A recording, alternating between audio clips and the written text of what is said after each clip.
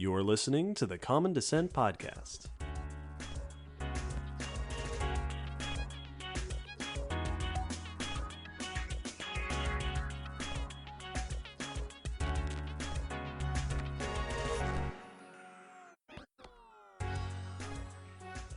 Hello, David. Hello, Will. And hello, listeners. Welcome to episode 138 of the Common Descent Podcast.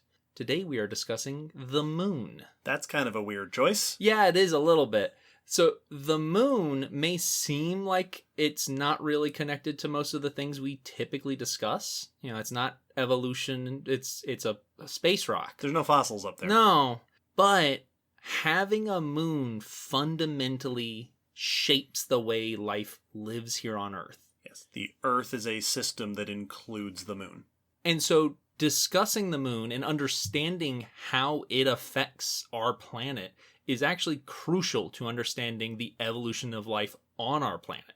So in this episode, we will look at what is a moon, what is our moon, let's define the term. How does it affect our planet? How does it affect life on our planet? And how has life responded to the presence of the moon?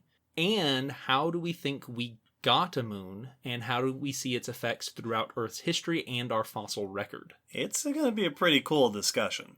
I'm so excited for this discussion. I mean, it's come up multiple times. Anytime I get to talk about space on this podcast, I'm happy. Well, this one's fun because it is kind of, sort of literally a backing up, a zooming out to look at the very big picture of our planetary system. Absolutely, yes. Taking a look at how life on our planet is set up in this Earth-Moon system. Yeah. And we will be discussing this because it was requested. This topic was suggested by Milu, Jackie, and Rob. Thanks, everybody. Yeah, great suggestion. This was so much fun. And before we get on to that discussion, let's get some announcements out of the way. First announcement, as usual, is that we have a Patreon. And that Patreon funds the podcast top to bottom. It allows us to go on trips, buy equipment, keep our systems up and running. And when you sign up with our Patreon, you get some bonus goodies, bonus news, bonus content, but also your name shouted out at certain levels. And we like to greet our new patrons at these levels by saying, welcome, Tom, Clint, and Brendan. Welcome, and thanks to our new patrons and our old patrons. Yes, thank you all for your support. Thanks for quite literally keeping the lights on. We have a couple of other announcements about some bonus content coming up and that we just did. Recently, we just did a Discord Q&A. Yeah, we had a chit-chat with a bunch of our Discord community where we talked about documentaries. Mm-hmm. And we've got plans to do monthly chats like that for the foreseeable future. On the third Saturday of every month, we should be getting on Discord, and we'll have some starter topic to start the discussion, and then we'll open things up to questions. It was a great discussion.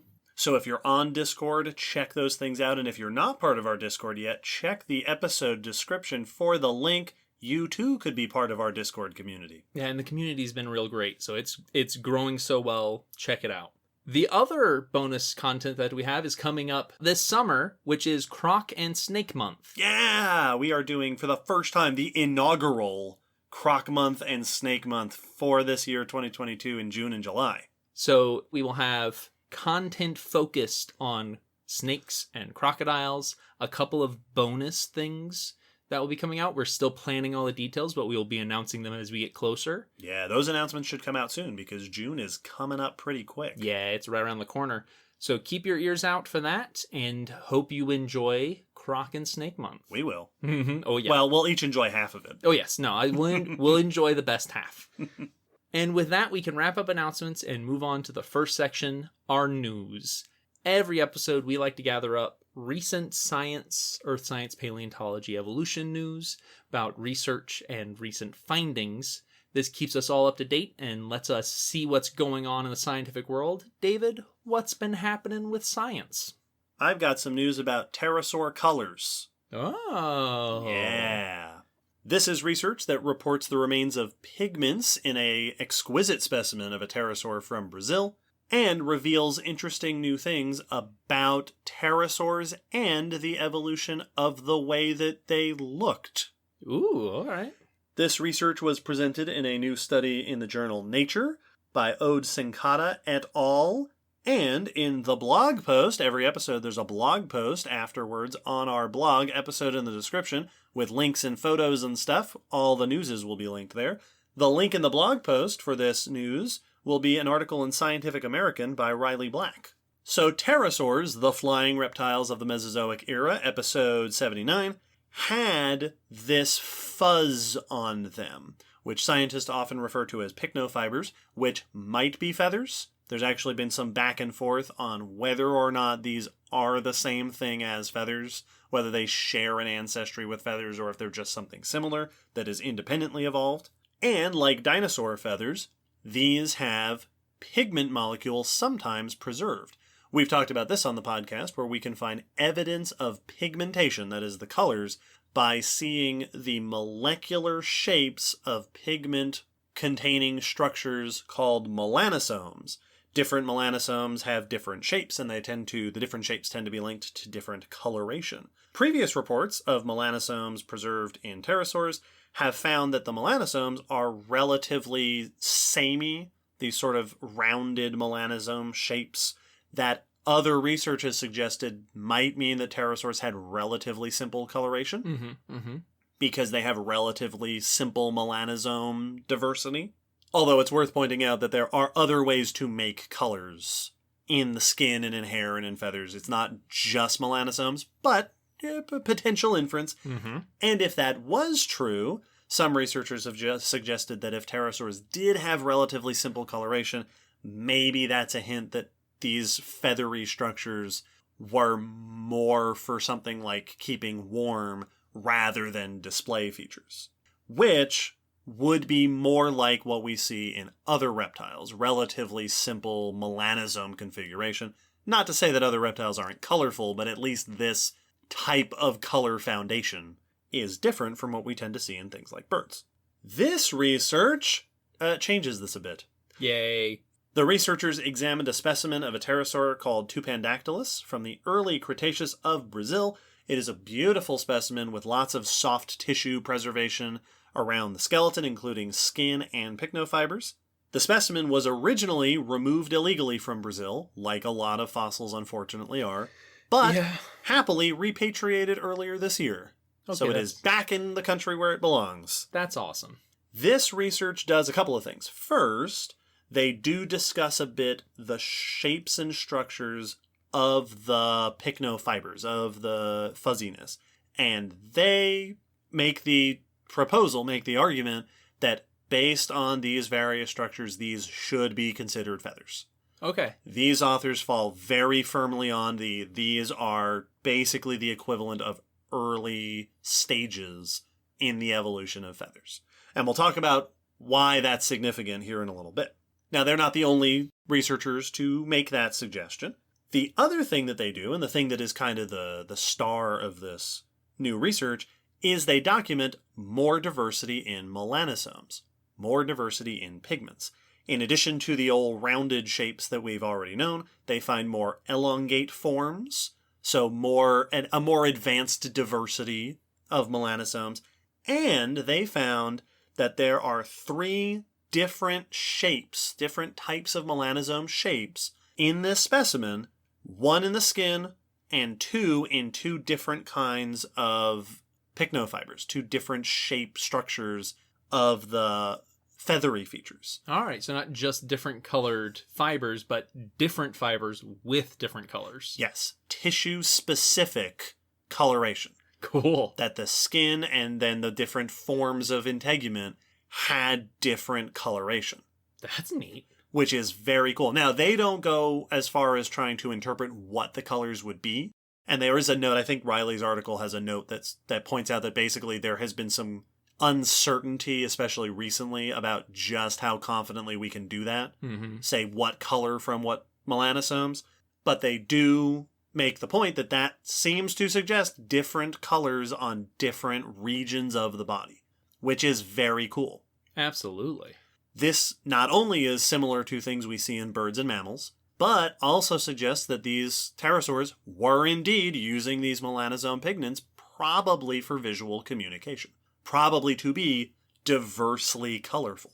this is really interesting for a couple of reasons. One, colorful pterosaurs, awesome. Yes. Like that's how I want my pterosaurs yeah, to that's be. really, really neat. And the idea that they were indeed displaying, I would have been surprised if we had not come across evidence of coloration. And if not in their fuzz, in the skin, surely there would be coloration of one form or another. Especially with the really advanced head-crested groups. Like, surely you were doing something with that flag on your head. But it's neat to actually have some evidence that they were at least somewhat complexly colored. You know, that they were not just one color tone, that they had patches of different colors in specific areas. But also, tissue-specific coloration is really neat, especially for me, the fibers, that you have different fibers for the different colors. Yeah. That's very interesting. I don't know enough about animal coloration to know if we see that regularly in other groups where it's like, you know, the downy feathers on these birds typically is this color, and then the other feather, like, I don't know enough. You can definitely get birds today where, if you think of like primary feathers versus secondary feathers, might be different colors, or the weird, like if you've got bristles or patches of skin that are different color than the feathers themselves. So you definitely can get these different tissue-specific colors. Yeah. It's just, for me, I had never thought about it being because of the type of feather. I always thought of it because of the area of the body.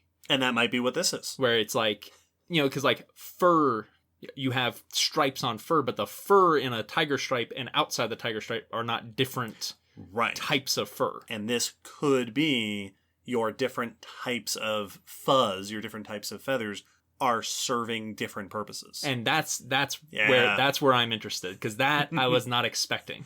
Now, the other thing that's really exciting about this is it ties into the whole question of why feathers on pterosaurs is kind of a big deal in the first place.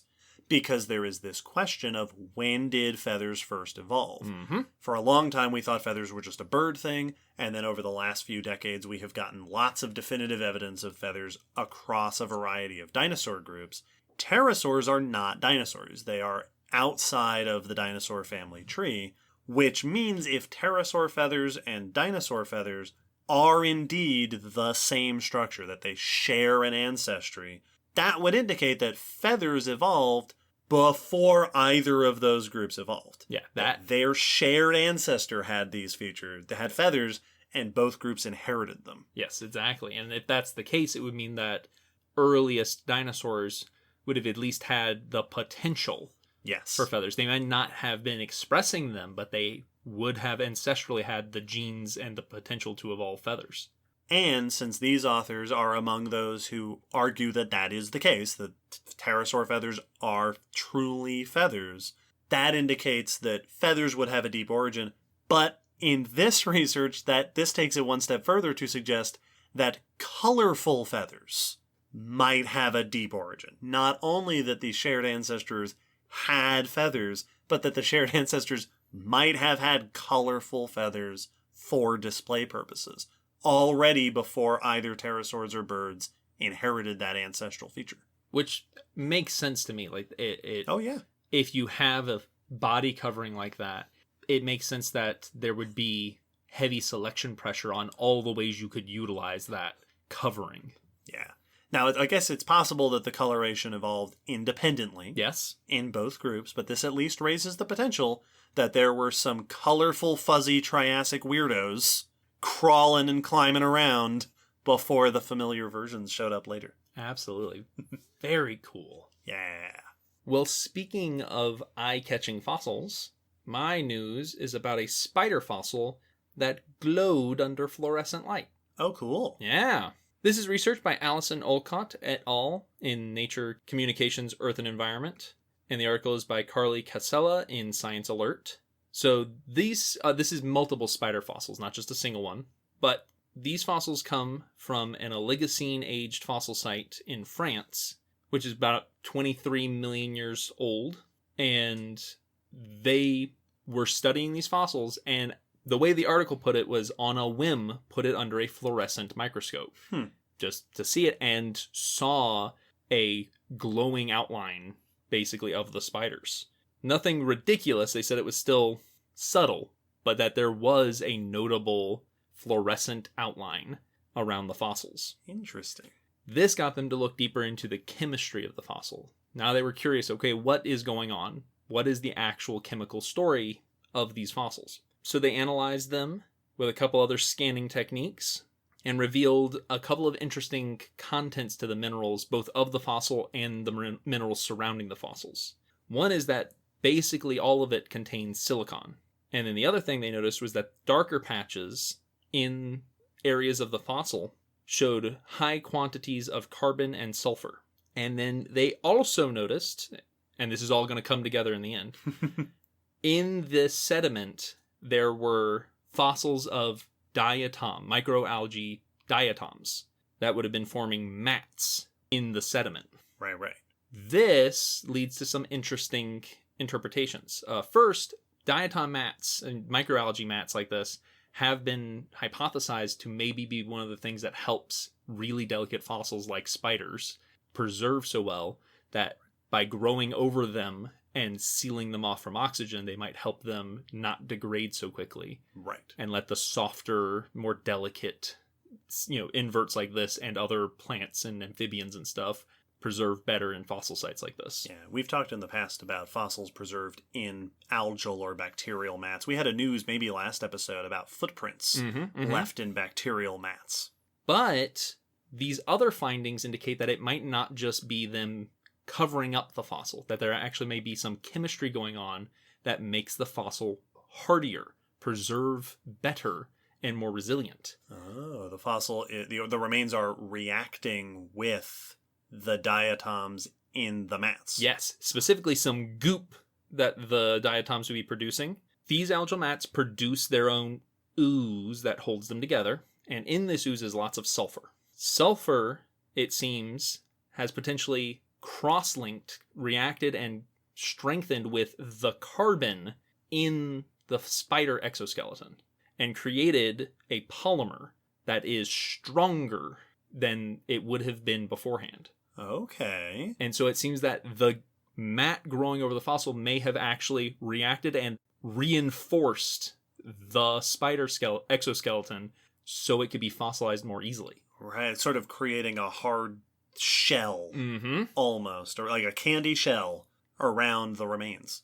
It's also interesting because they found other spots in the sediment where there are heavier amounts of carbon that did not cross-link like this, which indicates that it was indeed the algae mat reacting with the spider exoskeleton. Right, something about the spider remains. Yeah, the organic carbon. Yeah. And spider exoskeletons are carbon heavy. Sure. So it makes sense that they would react this way. This is not like an unknown chemical reaction, which means that this could be one of the answers to why fossils preserve so well at this site.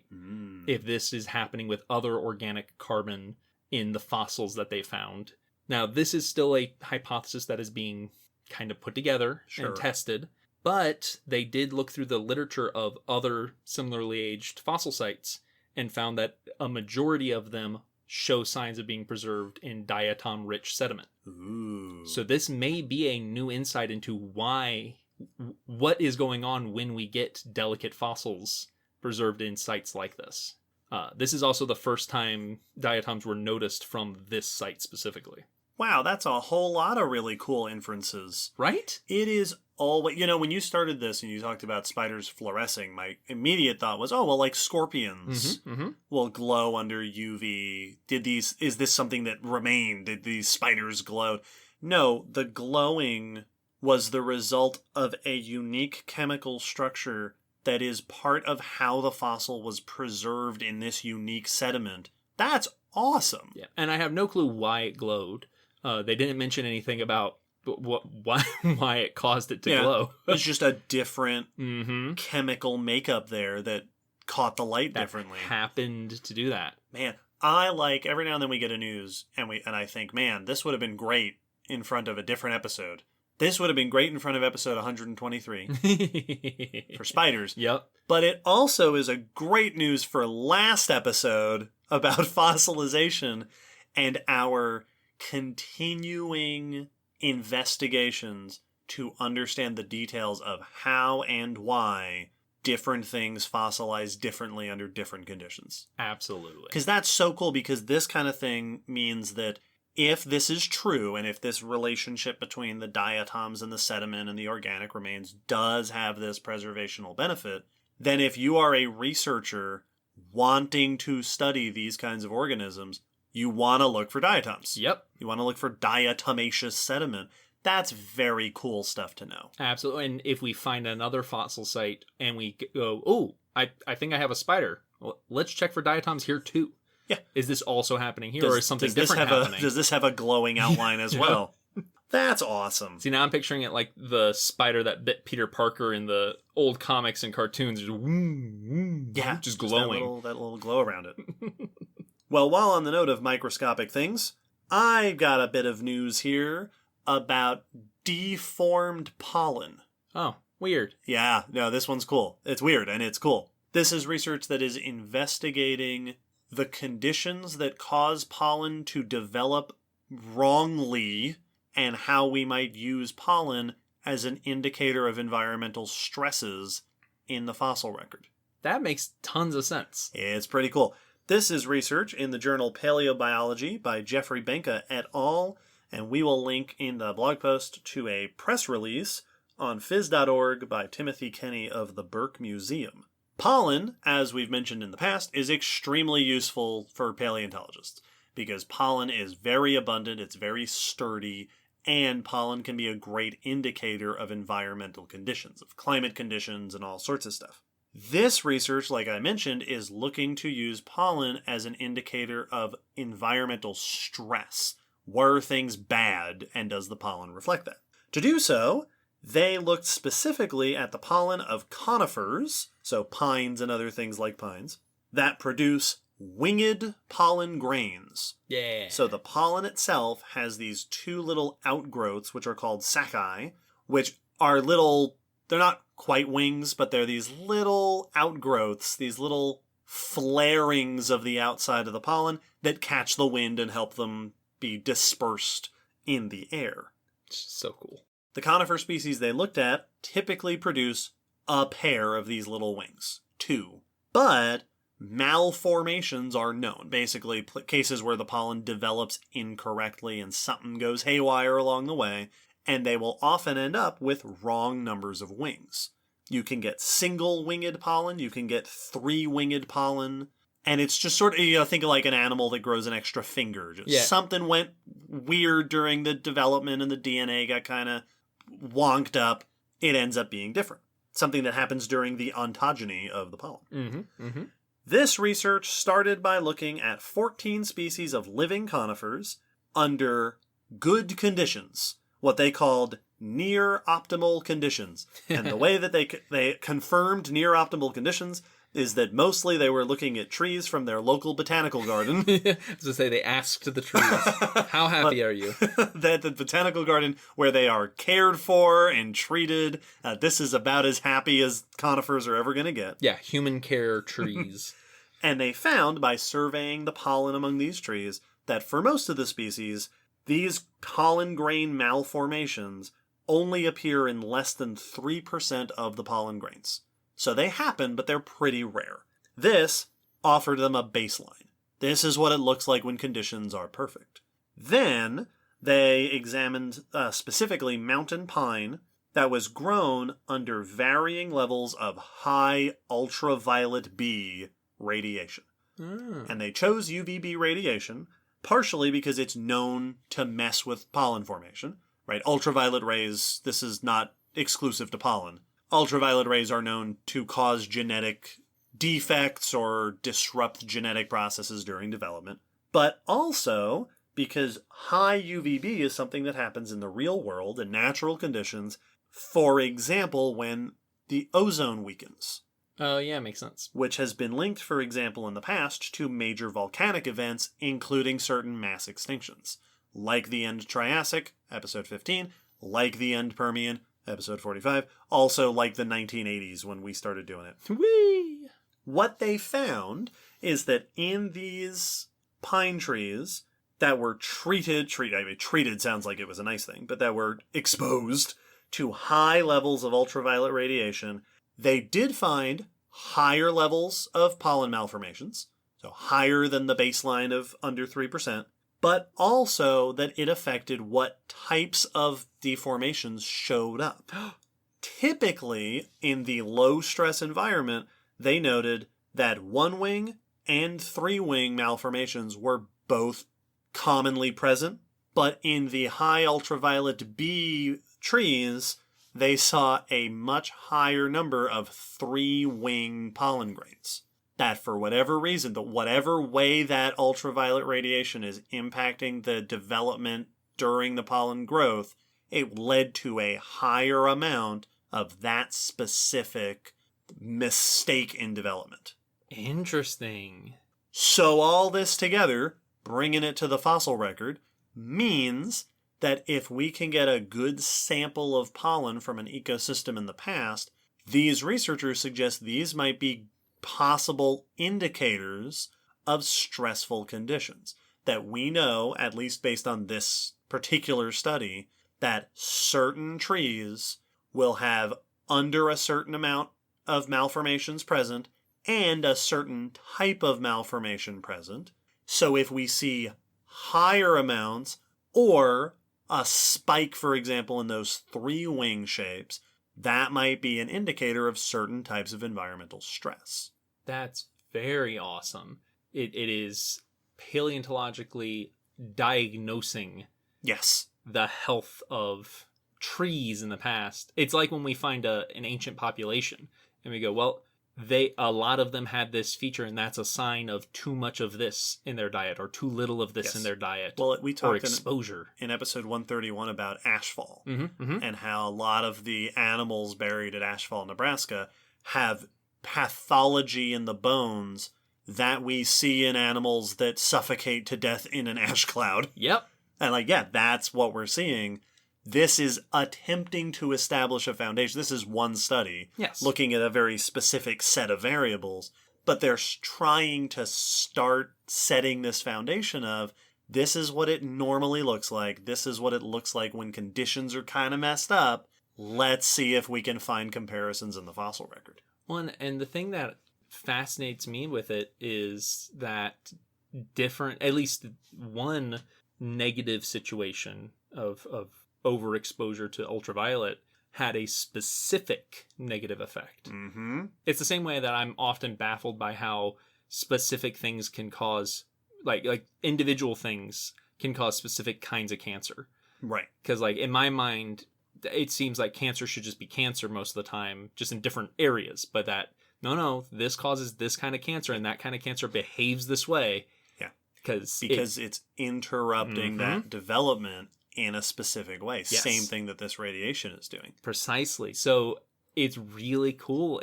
I would love to know, to see this done with more types of pollen and more types of conditions. And that was one thing that they did mention. This was either in the paper or in the article, where they said, there are other stressors. You have pollution, you can look at pathogens. How do different things affect these species? And there was also a note, you'll like this, in the article where one of the authors was quoted as saying, in the population where they were treating the trees to high levels of radiation and seeing more of these messed up pollen grains, the trees looked fine. Yeah. The trees themselves were not reacting. You wouldn't know something was wrong. The pollen is where you got this signal. Well, it's how you can have something, certain things that you eat or certain lifestyle things can affect the egg and sperm, the health of people's egg and sperm, but it's not affecting the person's health. Yeah. They're fine, but your reproductive cells are not doing great. Yes, you have to look at a specific part of the development to see this signal. That's so cool. Which is very cool stuff. Well, and I also, and I'm sure that this is used to a degree, but I'm also curious of how much do we use that for modern forests, to just take a sampling of pollen and go, how are you all doing in a way that we can't tell? Surely visually. We do that. And if not, I sure hope that this is the impetus. Let's That start would be doing so it. Cool. Very, very cool. Yeah. That news would have gone great in front of episode 135 about seeds. Yes, it would have. I'll start doing this in the news section. Yes, where we should have put it.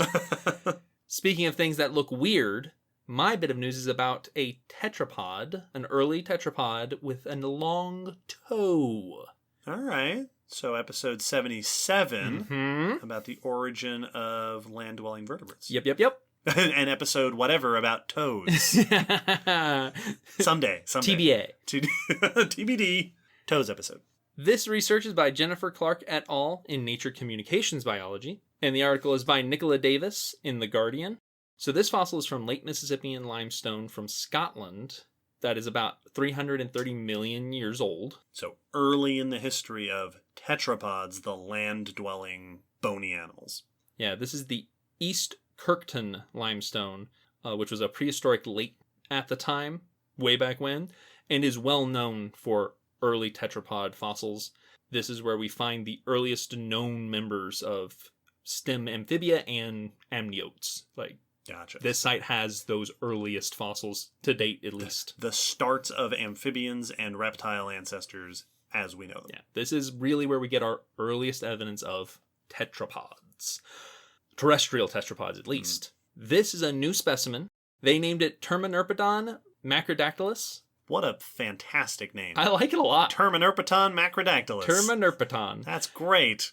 This specimen included a decent amount of the creature. Had a number of bones, ribs, pelvis, left leg, hind foot. Overall, it looks like it'd be about half a meter. Okay. So a little bit over, foot and a half-ish. Pretty standard for early tetrapods. They said it would have looked very lizard-esque, but with large feet and stumpy legs. And the part that's sticking out, literally, is its unusual hind limbs. Its back feet has a very long fourth digit. On their back feet, they have one toe that is particularly long, which is very unusual for animals from this time and other specimens found from here, but is kind of reminiscent of the long toes found on lizards. I was just thinking that. If you look at a lizard's foot, a lot of lizards today, their toes are not all the same length, and they do often have one long toe that outstretches the rest. Yes, and they were comparing it to that. With lizards, it's thought that extends their stride, that it gives them a little bit longer of a kick when they're running or a step for climbing. Yeah. We see that in a lot of hopping like kangaroos and rabbits and frogs, for example, have long feet for that extra push. Which could be something similar in this creature. They noted that it could also be to help them move around on different substrates. Oh. That moving through sand and hard ground, but also the shingly ground in that area, that it may have been to aid it in its traction as it was moving across various terrain. And this is exciting just because it increases the diversity of feet that we have from early tetrapods, which means they were doing different things, and we were already seeing some specialized locomotion or foot structures for walking around in some of the earliest terrestrial land-dwelling tetrapods. Yeah, that some of the same strategies that we see employed by land-dwelling animals today were potentially already being used, that had already developed way early on. Absolutely. There's also just a neat note that the lake that would have been there would likely have not been sustainable for them to live in, so that these would have been truly terrestrial tetrapods. Okay. Because Scotland was equatorial at the time, so the lake would have been very hot, or maybe have not been chemically friendly to life, because a lot of the life that they find is suspected to have died because it got in the lake. Oh, this was a death lake. This was not a friendly lake. So yeah, just a weird walking around dude from way back when. This is a fun kind of news, and actually pretty much all of our news this time kind of illustrates this point, where sometimes you have this wonderful situation in paleontology where a scientist or researcher will notice what seems like just a little inconsequential, like, look at this kind of amphibian thing. It has a weirdly long toe, right? Or look at this pollen. It has one too many little tiny winglets on it. Or this pterosaur, its pigments are a bit longer than the round ones.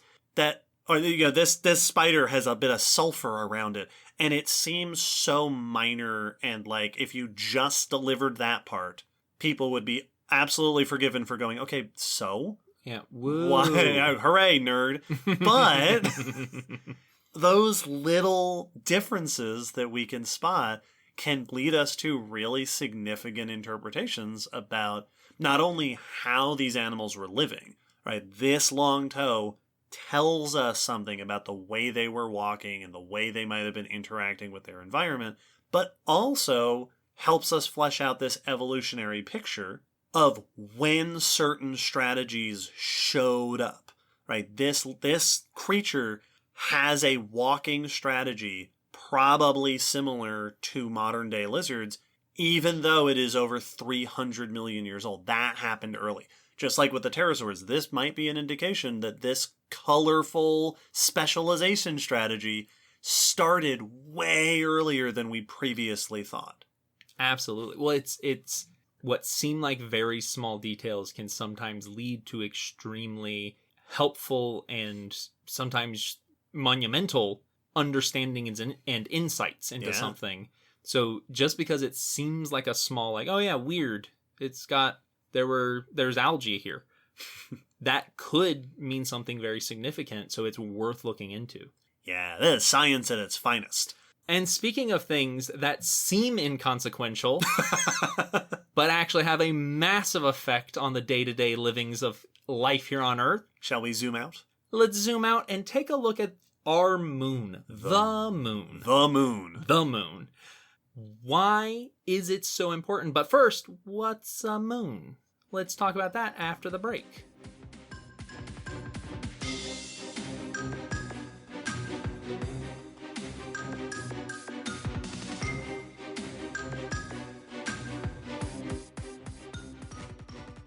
Now, before we talk about our moon, let's talk about what a moon is. Right. Ours is not the only one. We do not have the only moon around. Moons are actually very common. A moon is just a term for natural satellites. Satellites being something orbiting a body in space. Right. As opposed to an artificial satellite, which is when we put a piece of technology to orbit a body in space. Yeah, so this is something that ended up orbiting typically a planet, but asteroids can even have, like very large asteroids can have their own little satellites. Something got caught in the gravitational well of a planet and started spinning around it, orbiting around it, and it is now a moon. Moons are plentiful in our solar system. There's over 200 moons around the planets and various other large bodies in our solar system that we've observed. So they are not actually rare. It's actually somewhat unusual that we only have one. Yeah, because Mars has two. Mm-hmm. I know Uranus has a bunch, and then I know Jupiter and Saturn have just oodles of moons. Yeah, Saturn and Jupiter have dozens each. Yes. Each one has dozens of moons surrounding their massive bodies. And these moons can vary immensely. Some are much like our moon, little round spheroids, but many others are just space rocks. Just irregularly shaped, basically little asteroids that got caught in the gravity well of a planet and are not a little planetoid thing. It's just a rock. Just a chunk of rock. Just a chunk of rock orbiting that planet. And so these all are moons. Our moon, capital T, the capital M moon, which is that's its title. Official designation. Because all those other moons, like you've got Phobos and Deimos, Ganymede and Io and Titan, they all have names. Our moon is the moon. And it was named that because we didn't know there were other moons when we named ours the moon. Yes. We didn't know there were other moons until Galileo saw some around Jupiter in 1610. Right. So for a long time, it was just the moon. And then we went, oh, well, capital T, the moon. Our moon is a natural satellite, so it is like the other moons. It is unusual in a few ways, but also there are other moons like it in our solar system. One, it is fairly large. Our moon is the 5th largest in the solar system. I knew it was big. I couldn't remember where it ranked. It has a diameter of about 3,400 kilometers, which the important part of that number is that's about 25% the Earth's diameter. So if you were to draw a line through the center of the moon, it would reach about a quarter of the way into Earth. Right. 4 moons would line up next to the Earth. And so that is actually a huge ratio for planet and moon. That is the largest ratio in our solar system for a moon to its planet. No other moon is that big to the thing it's orbiting, Yes. planet-wise at least. I'm sure there are some asteroids that might have equally sized moons. Its mass is... Now, this is where you get into that weird volume mass thing. Its mass is only a bit more than 1% of Earth's. Sure. It is 1/81st of Earth's mass. So it is not nearly as massive as we are, but still that keeps it as the largest moon to its planet in our neighborhood. And this gives it a gravity of 0.16 of Earth's. Meaning if you had something that weighed 100 pounds here on Earth, it would weigh 16 pounds on the moon. 45 kilograms, 7.5 kilograms. Which is why you can bounce around on the moon. Exactly. Very low gravity because of very low mass. It orbits about 380,000 kilometers or 240,000 miles away from Earth. And while it is not the only large moon in our solar system, it is unusual for the fact that many of those are covered in ice and have their own atmospheres. Many of the other large moons, ours has basically no atmosphere. It has a very thin one called an exosphere. And some have said that this might be because it's so much closer to the sun that it's been blasted and lost anything that it might have had if it ever did. Or it has never been able to retain one because the sun is constantly hitting it with radiation. Yeah. And then one of the other interesting things about our moon, which is not unique to our moon, this is something other moons are known to do as well, is that it orbits us with the same side facing us at all times. Yes. This is known as a synchronous rotation. Its orbit and its rotation are at the same speed. So a day in a year for the moon is the same length of time. Right. This is like if I walked around you in a circle, but I kept rotating myself so that I was always looking at you. Yes. So when we talk about there is no dark side of the moon, Nope. But there is an opposite side of the moon that we down here on Earth don't see. Yeah, it's always the backside. Exactly. As I was about to say, there is always a backside of the moon that we will never view from Earth. You have to go out to the moon and see that other side. Yes. Because it will never rotate around to face us. This means that the year for the moon, the time it takes to go around the Earth, and the time it takes to make a full rotation is about 27.32 days on average. A little less than a month. And that's why we has months. Right, that's what it's based on. Which also means that if you're standing on the moon facing the Earth will basically be motionless in the sky. Oh, yeah. The Earth will stay pretty much in the same spot, give or take, at all times, no matter what. So it will always be Earthrise if you're on the Earth-facing side of the moon. Yes. And if you're on the other side, you will never see the Earth. Ever. It just never points at... You'll see the sun. The sun will come and go, but Yes. you won't see Earth. You'll get sunrises, but Earth is gone. I think we've touched upon this in the past, that it's really interesting to compare the Earth to other planets in the solar system because the Earth is unique in many ways. It's also really interesting to think that the moon is unique in many ways compared to other moons.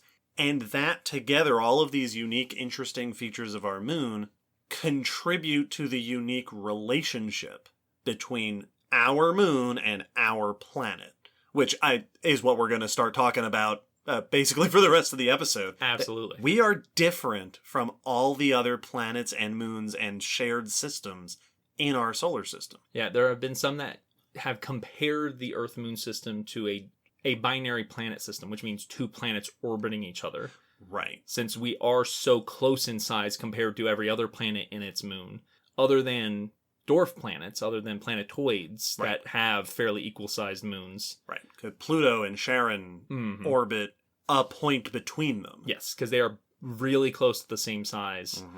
But as far as planets go, large bodies in the solar system, ours is the only one with a sizable satellite to really compare how that affects the behavior of that system in our solar system. We've viewed out in others dueling planets that are full Earth-sized planets that are rotating around each other. Right. But we don't have a one nearby to look at except for us. Yeah. Tell us more about the system. Absolutely. Having a moon is a huge deal for the Earth. It has a major effect on us, some of which probably seem very obvious. We will talk about those big obvious ones, but there are some less obvious. Having our moon orbiting us actually helps stabilize Earth's wobble, what we call precession, which is if you draw a line through the center of Earth, where it's rotating around that line, the pin on a globe that holds it in the cradle, where it's spinning, that will wobble every now and then, kind of like a tipping top. Yeah, that's what I always relate it to, is that a top will spin, but especially as it slows down, the axis of the top will start to spin in circles. Yeah, it will wobble, and our axis has wobble to it. The precession of Earth's axis does have a amount of wobble that we can measure over time. But having a moon helps stabilize that wobble so that it is less extreme, which also leads to more stable climates on our planet. Otherwise, our planet would be shifting between much more distinct extremes across time as it exposed different parts of the planet to more and less sun more erratically. I think our precession has a cycle of something like 40,000 years or something like that, which means that in our lifespan, that's completely unnoticeable, but over geologic time, that is very significant. Absolutely. So having that moon has stabilized us. It's acted as a regulator almost for our wobble. Cool. It also has effects on the electromagnetic field of the planet. So it has notable side effects to the thing that protects us from all the deadly rays of the sun. So that's in another way that it has helped stabilize the global biosphere of Earth. Mm-hmm. But then the two most obvious, the one that is most obvious to anyone, is moonlight. Sure. That by having a moon, we can have bright nights. Yes. I remember the first time I ever went out camping, and it was walking around at night for a while before I realized how weird it was that there were no artificial lights and I didn't need a flashlight because it was a full moon. Yeah. And I could just I could just walk around by the light of the moon. Yeah. Without our moon, it would be, we'd have starlight and we'd have the Milky Way. So you wouldn't have a completely perpetually dark night, but it would not be nearly as easy to navigate or be active as we can be when there is bright moonlight out. Yeah. For anyone who doesn't know, moonlight is mostly reflected sunlight with a little bit of reflected Earth light also reflecting off Earth, also reflecting off the moon back to Earth. Sure. Because we also reflect light. Our planet is also a little bit shiny. Because the moon is a big gray rock, and it's relatively lightly colored, and it's relatively featureless, at least from our distance. So it's just a big flat rock that reflects light, the same way that the concrete reflects sunlight on a summer day. Well, and I think one of the easiest ways to demonstrate how effective a non-reflective thing can be at spreading light. Mythbusters did this at one point to make this point. Go into a dark room, either by yourself or with a friend, wear a white shirt or have a white thing and shine a flashlight at it and watch how much it lights up the room. Yeah. A shirt's great because shirts are completely non-reflective. No. But white, light colors bounce off more parts of the spectrum, of the visual spectrum of light. So it just shines a bit if light is shown on it. Yeah, so the moon acts as a sort of a false light up in the sky.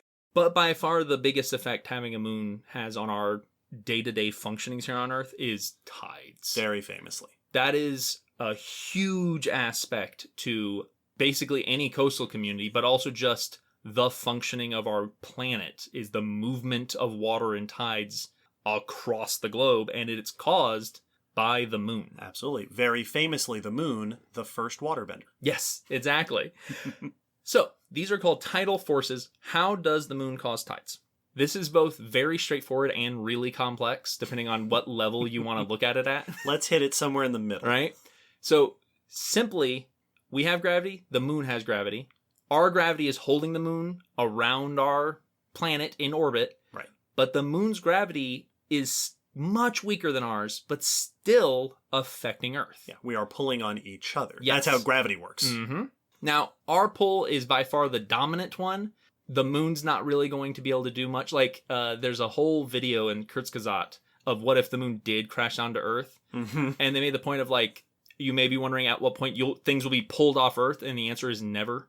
Because Earth is so much larger. Earth is enormous. That the moon will be torn apart before we ever are getting lifted off the ground. So the moon's gravity is significantly weak compared to the Earth. But it's enough to have an effect. while these two bodies are pulling on each other, they are literally pulling on the shape of each planet, of the moon and the earth. The closer sides pull on each other harder than the farther sides, and that causes a bulge. It causes these two bodies to bulge toward each other. Just like if you put, two magnets. If you had a cluster of magnets, the closest ones are going to be attracted to each other first as their magnetic fields are closest. We see these bulges in the moon and Earth. On Earth, there is a physical bulge. We can measure it with very delicate instruments. Like in the actual crust. Yes, like the rock of Earth does deform a bit. It is shaped a bit like a rugby ball. Not quite that extreme, but it is not actually a perfect sphere because it is being stretched toward the gravity of the moon. The moon also has a similar stretching to it, but on Earth we have water. And water deforms much more readily than rock does. So we have these bulges of water on either side of the planet, one going toward the moon. Now there's another one on the other side, which is often the confusing part of why is there a bulge on the opposite side of the moon? The counter bulge. And the point is that on the front side, well, that's where the most gravity is. Right, you're being pulled towards the moon. On the backside, that's where the least gravity is. So it's more relaxed. Yep.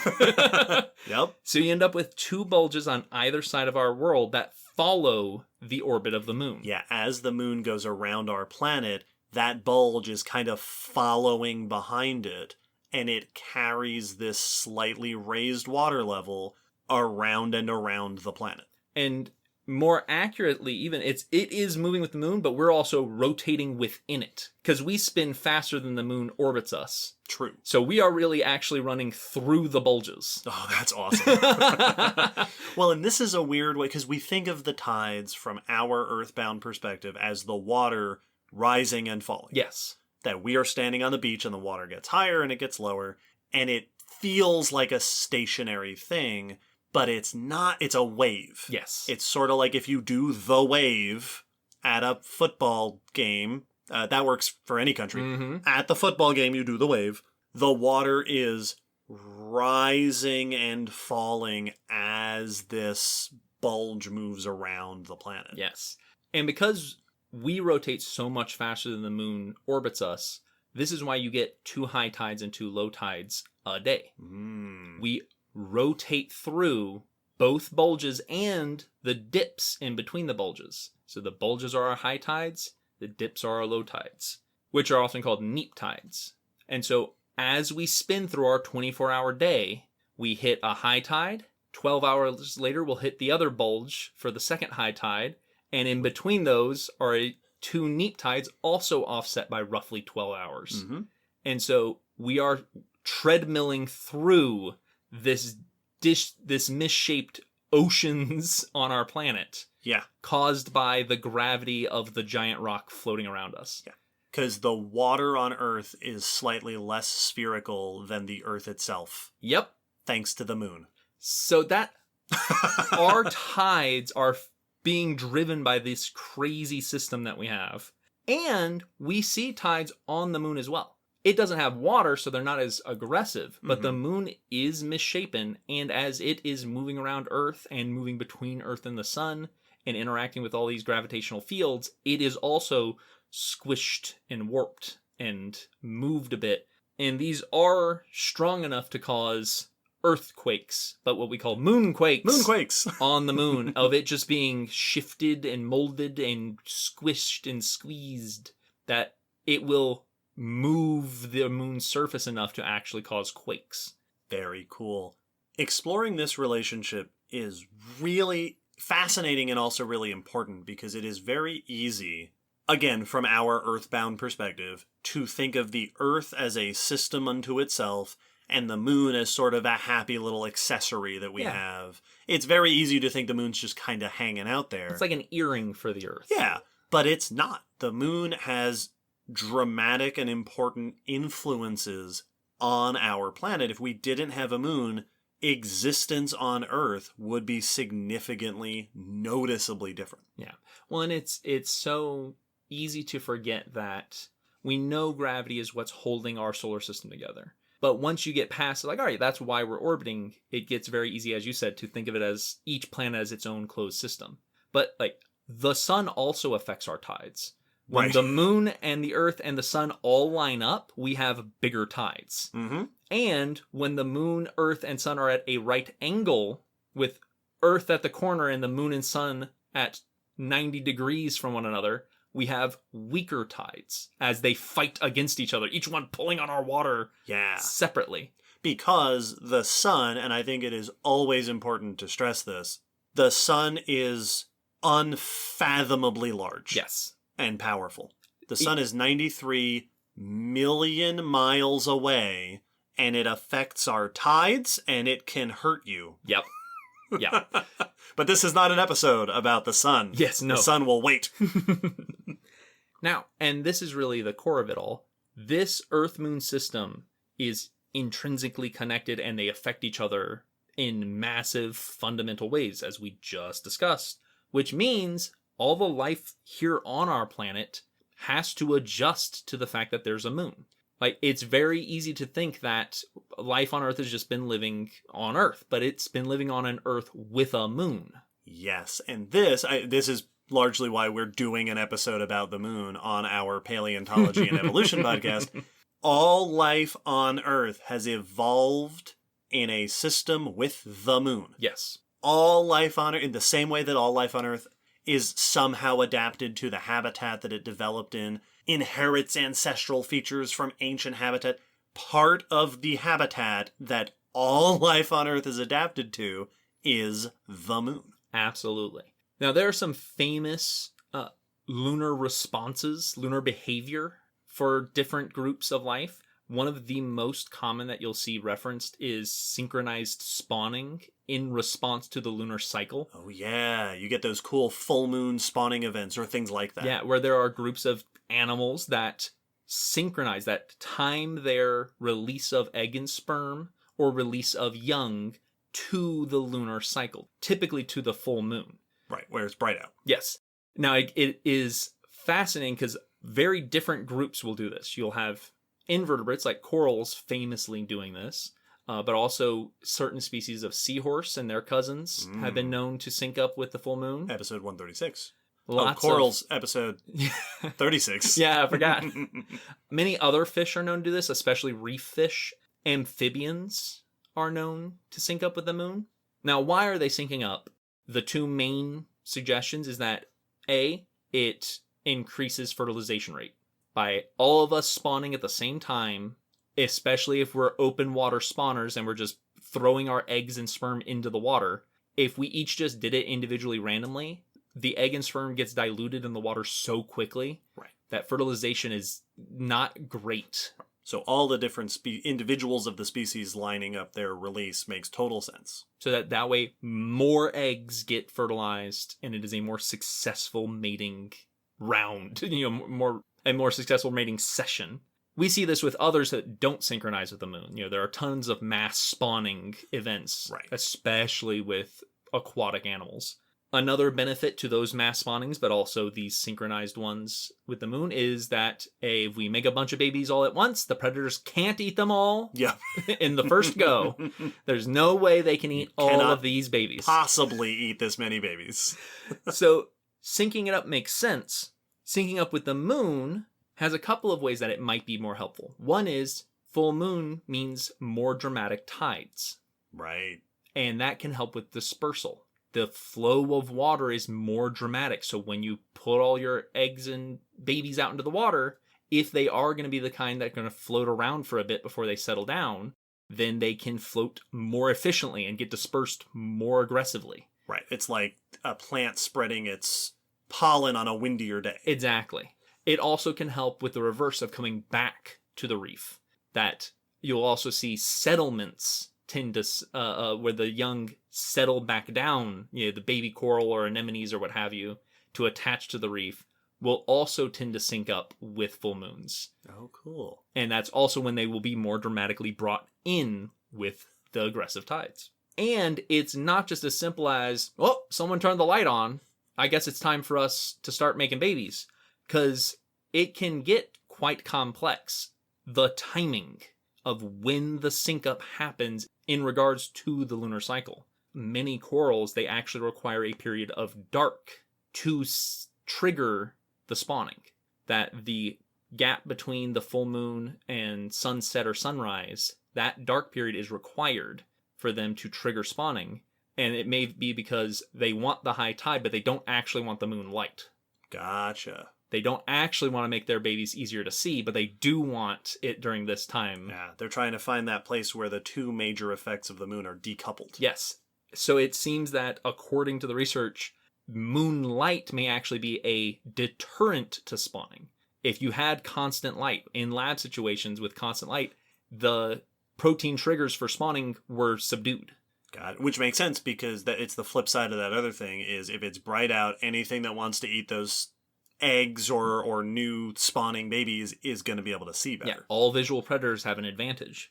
And so they found that with well-placed periods of darkness, that's when you got corals to spawn. Which is so cool because it is very intuitive for us to think about how a lot of organisms on the planet modify their behavior and even their physiology to line up with sun cycling. Yep. That you do things during the day when it's sunny, when there's sunlight, but it is much less obvious that there are plenty of things that synchronize with moonlight and moon cycles. Absolutely. And that was one of the other examples.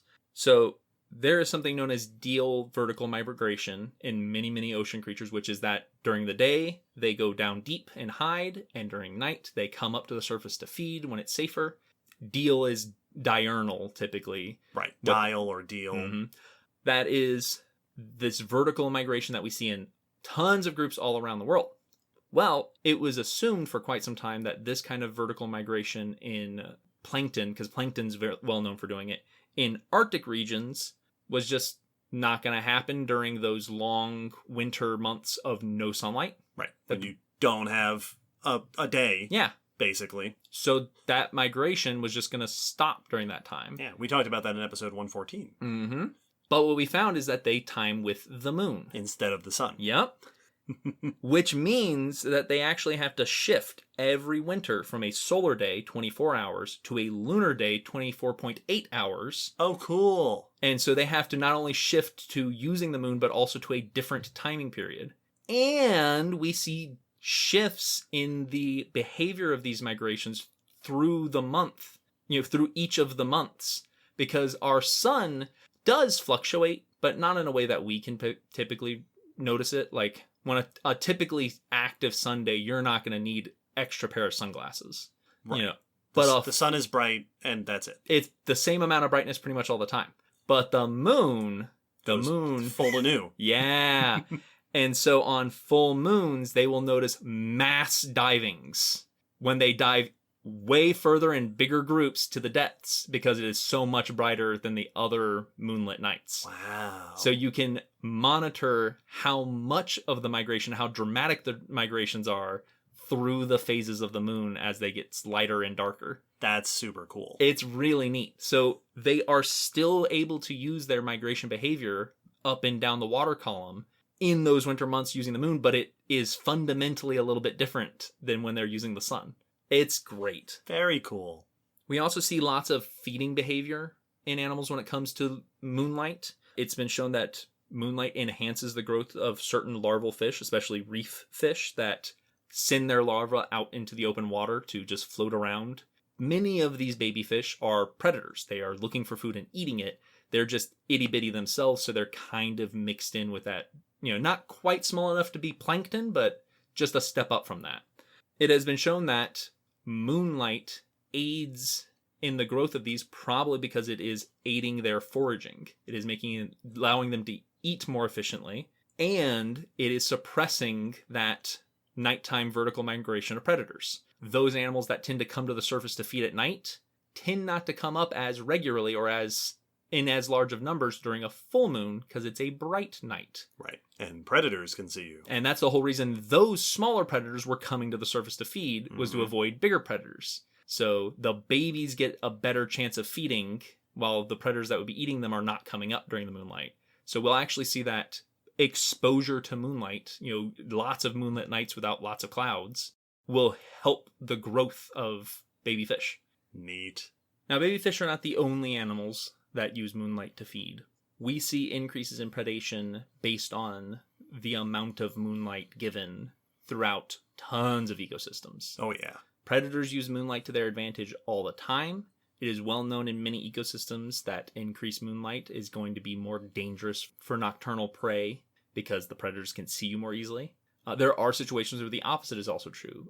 Lions have been noted to be much more successful at hunting during new moon, where there's basically no moonlight, because they have very good night vision and they are really good at hunting in the dark. Yeah, and their prey are less likely to notice them. Yep. And so there have been studies on what has been called landscapes of fear. Oh, yes, I have heard of this. This is the hypothesis that certain areas in the environment and certain times of the season or the day or the month, whatever it is, will be more dangerous for prey. And these are just times or areas where the predators tend to have more success. The water's edge for a crocodile, nighttime for a lion.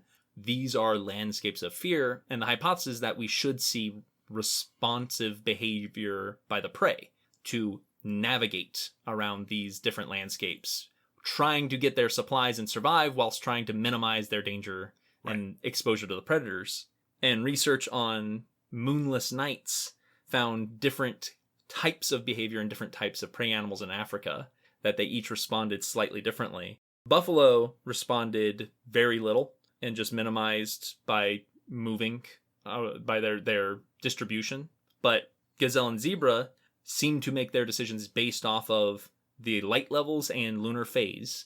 So they would behave differently depending on what phase the moon was in and how much of its light was getting through, while wildebeest just responded to lunar phase. They behaved differently depending on what phase the moon was in, regardless of how much cloud cover. And so the moonlight and how it affects the lives of these prey is very significant, and even showing different behavioral evolutionary strategies in different groups. Which means that it is a feature of the planet Earth. Now, this is the only planet we know of with complex life, so, but if there were other planets, Earth has this weird feature where ecosystem dynamics and behavior of life is, in some respects, on a lunar cycle. Yep. Fluctuates and changes over roughly a 30-day cycle. And it can be for using the light or using the tides. It also can be for navigation, because tons of things navigate by the sun and tons of things navigate by the moon. I found one example of dung beetles, which are well known to navigate by the light in the sky, either stars or sun. Celestial light. Yep. Because they want to get their dung ball to a specific spot. And there's a lot of mythology because of this, with like them rolling the sun across the sky because of how connected they are. Oh, yeah. Yeah. Some dung beetles will use the sunlight to navigate, but the sun's not always visible. If the sun is set or if it's behind cloud cover, you can't always see the sun, but they can use polarized light, scattered sunlight across the atmosphere, to still navigate by the indirect sunlight. There are at least 2 species of dung beetle that do this with polarized lunar light. That when the moon is not visible, when it's not in the sky or when it's behind the horizon or obscured, they can still use some of the polarized light scattered by the reflective moonlight, by the atmosphere, and navigate by indirect moonlight. Wow. It is ridiculous how specialized some organisms have gotten to using the moon for its behavior. It's not just, oh yeah, look, the white ball's in the sky. It's, no, my vision is tailored to its specific light. Right, specifically the light bouncing off the moon, which changes the light. Mm-hmm. Right, the light we get coming off the moon has been on a journey since it came from the sun, right? As that light is reflected, it is not going to be perfectly reflected. Yep. That's why our nights aren't as warm. A full moon night isn't as warm as daytime. Yes, it's weaker light. It's also slightly altered light in terms of what frequencies are making their way to us. So you can't do all the same things on a moonlit night that you can on a sunlit day. And then there are also examples of organisms using the moon not at night. Sure. Because the moon orbits around us, and sometimes it's in the sky during the day. I've seen it there. Absolutely. That's when we don't have a moon at night, because it's on the other side of our planet while we're facing away from the sun. And there are animals whose behavior adjusts when the moon is in the sky during the day, because it is still changing the amount of light we're getting. Oh, weird. Singing birds. Dawn songs was specifically the white-browed sparrow weaver, which is a bird. Sure. They sing in the daytime, the males sing, and they were able to notice that while the moon was in the sky during the day, males began singing on average 10 minutes earlier than they usually would. And if it was a full moon, they would sing for 67% longer, that their performance period would be a bit more than half again as long because of the moon. Huh. And not even at night. Mm-hmm. Just because there's another ball in the sky. Weird. Yeah. So the moon's not just a nighttime thing. It affects us day round all the time. It is so cool and weird. Wow. And then, of course, speaking of the way that the moon affects life all day round, right? 24/7, there is, of course, the impact of the tides. Yeah. Like just the direct impact of water moving up and down. And we could talk for hours about what the tides do to life, but the first obvious thing that comes to my mind is that there are entire ecosystems that are tidal ecosystems. Yep. We've talked about these tide pools and tidal flats where there are whole communities of organisms whose entire existence and behavior and lifestyle is based on the fact that there are some parts of their habitat that are under the ocean sometimes and not under the ocean other times. Yep. And then, of course, there's tons of other examples, all communities of organisms that have evolved to exist under those conditions, which, again, wouldn't exist in another planetary system. Yeah, that they have synced up their behavior and lifestyle with this shifting habitat that is shifting on a regular schedule. Yeah, and that's, of course, not even to mention, and this is a little bit of an additional degree of separation, Yep.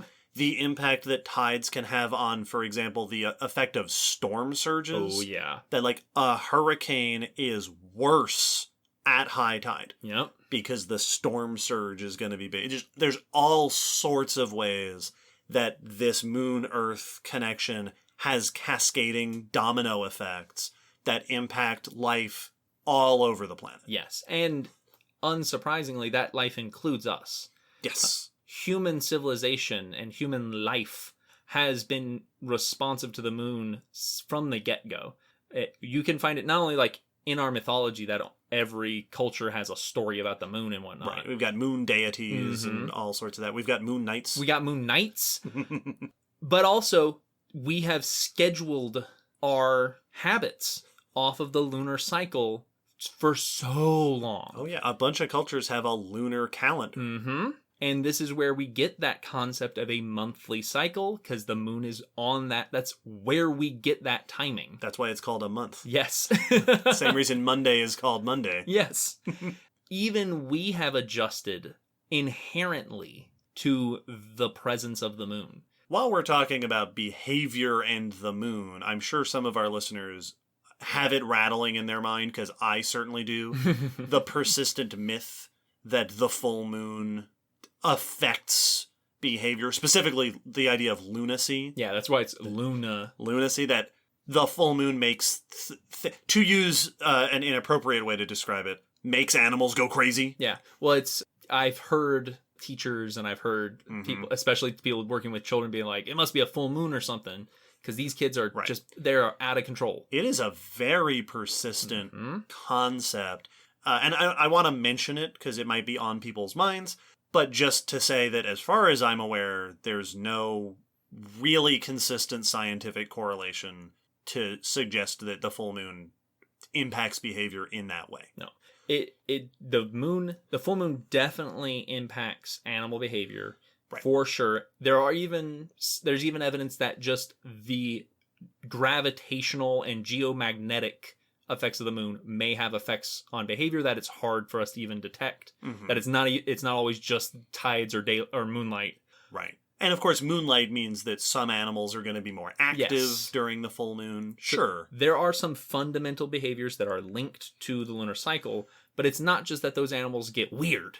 Right. When the moon's full, that's not what there is a behavior that syncs up with it. And I didn't find even a mention of it in any of the sources I looked up about humans getting weird during times of the phases of the moon in any of the sources I looked up. When I've read about the topic of the full moon affecting human behavior, I most often come across articles about confirmation bias. Yes. Yep. So, yeah, just to put it out there, no, that doesn't really seem to be a solid thing. It gave us calendars, not lunacy. Right. Also werewolves. Yes. Of course. That is a scientific fact. Oh, yeah, no. Like, keep your silver nearby. Plant your wolf's bane at the door. Stay safe, everyone. This podcast should not be used as medical advice. So, no aspect of life on our planet can be observed without adjusting for the fact that it is in a binary system between the Earth and the Moon. Yeah, you saying it, phrasing it that way is such a cool way to phrase it, because it makes me imagine a scenario where some alien beings are trying to understand life on Earth, but they don't. For some reason, they don't know there's a moon. Yeah. It'd be like trying to observe distant space without recognizing that black holes are there. Yep. And you're like, why is everything moving the way it is over here? Yes. Why is life behaving that...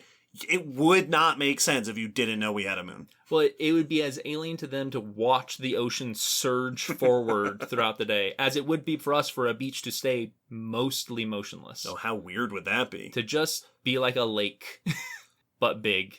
I hate it. I don't like that thought at all. Like, the moon is just part of our lives. Yeah. And after the break, we'll talk about how we got the moon. Ooh, we're going to go in deep time. Yeah, why do we have a moon? Let's find out.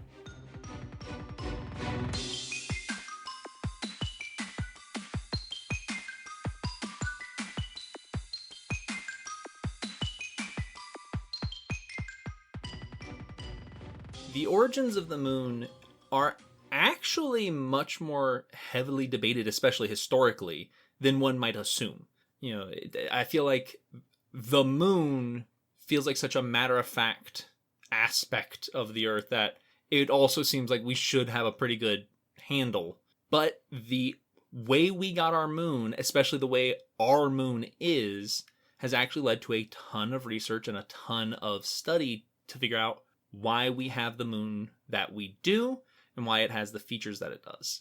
There have been numerous hypotheses as to how we got our moon specifically throughout the years, but by far the most common and most heavily supported and most often cited of these theories is the collision theory.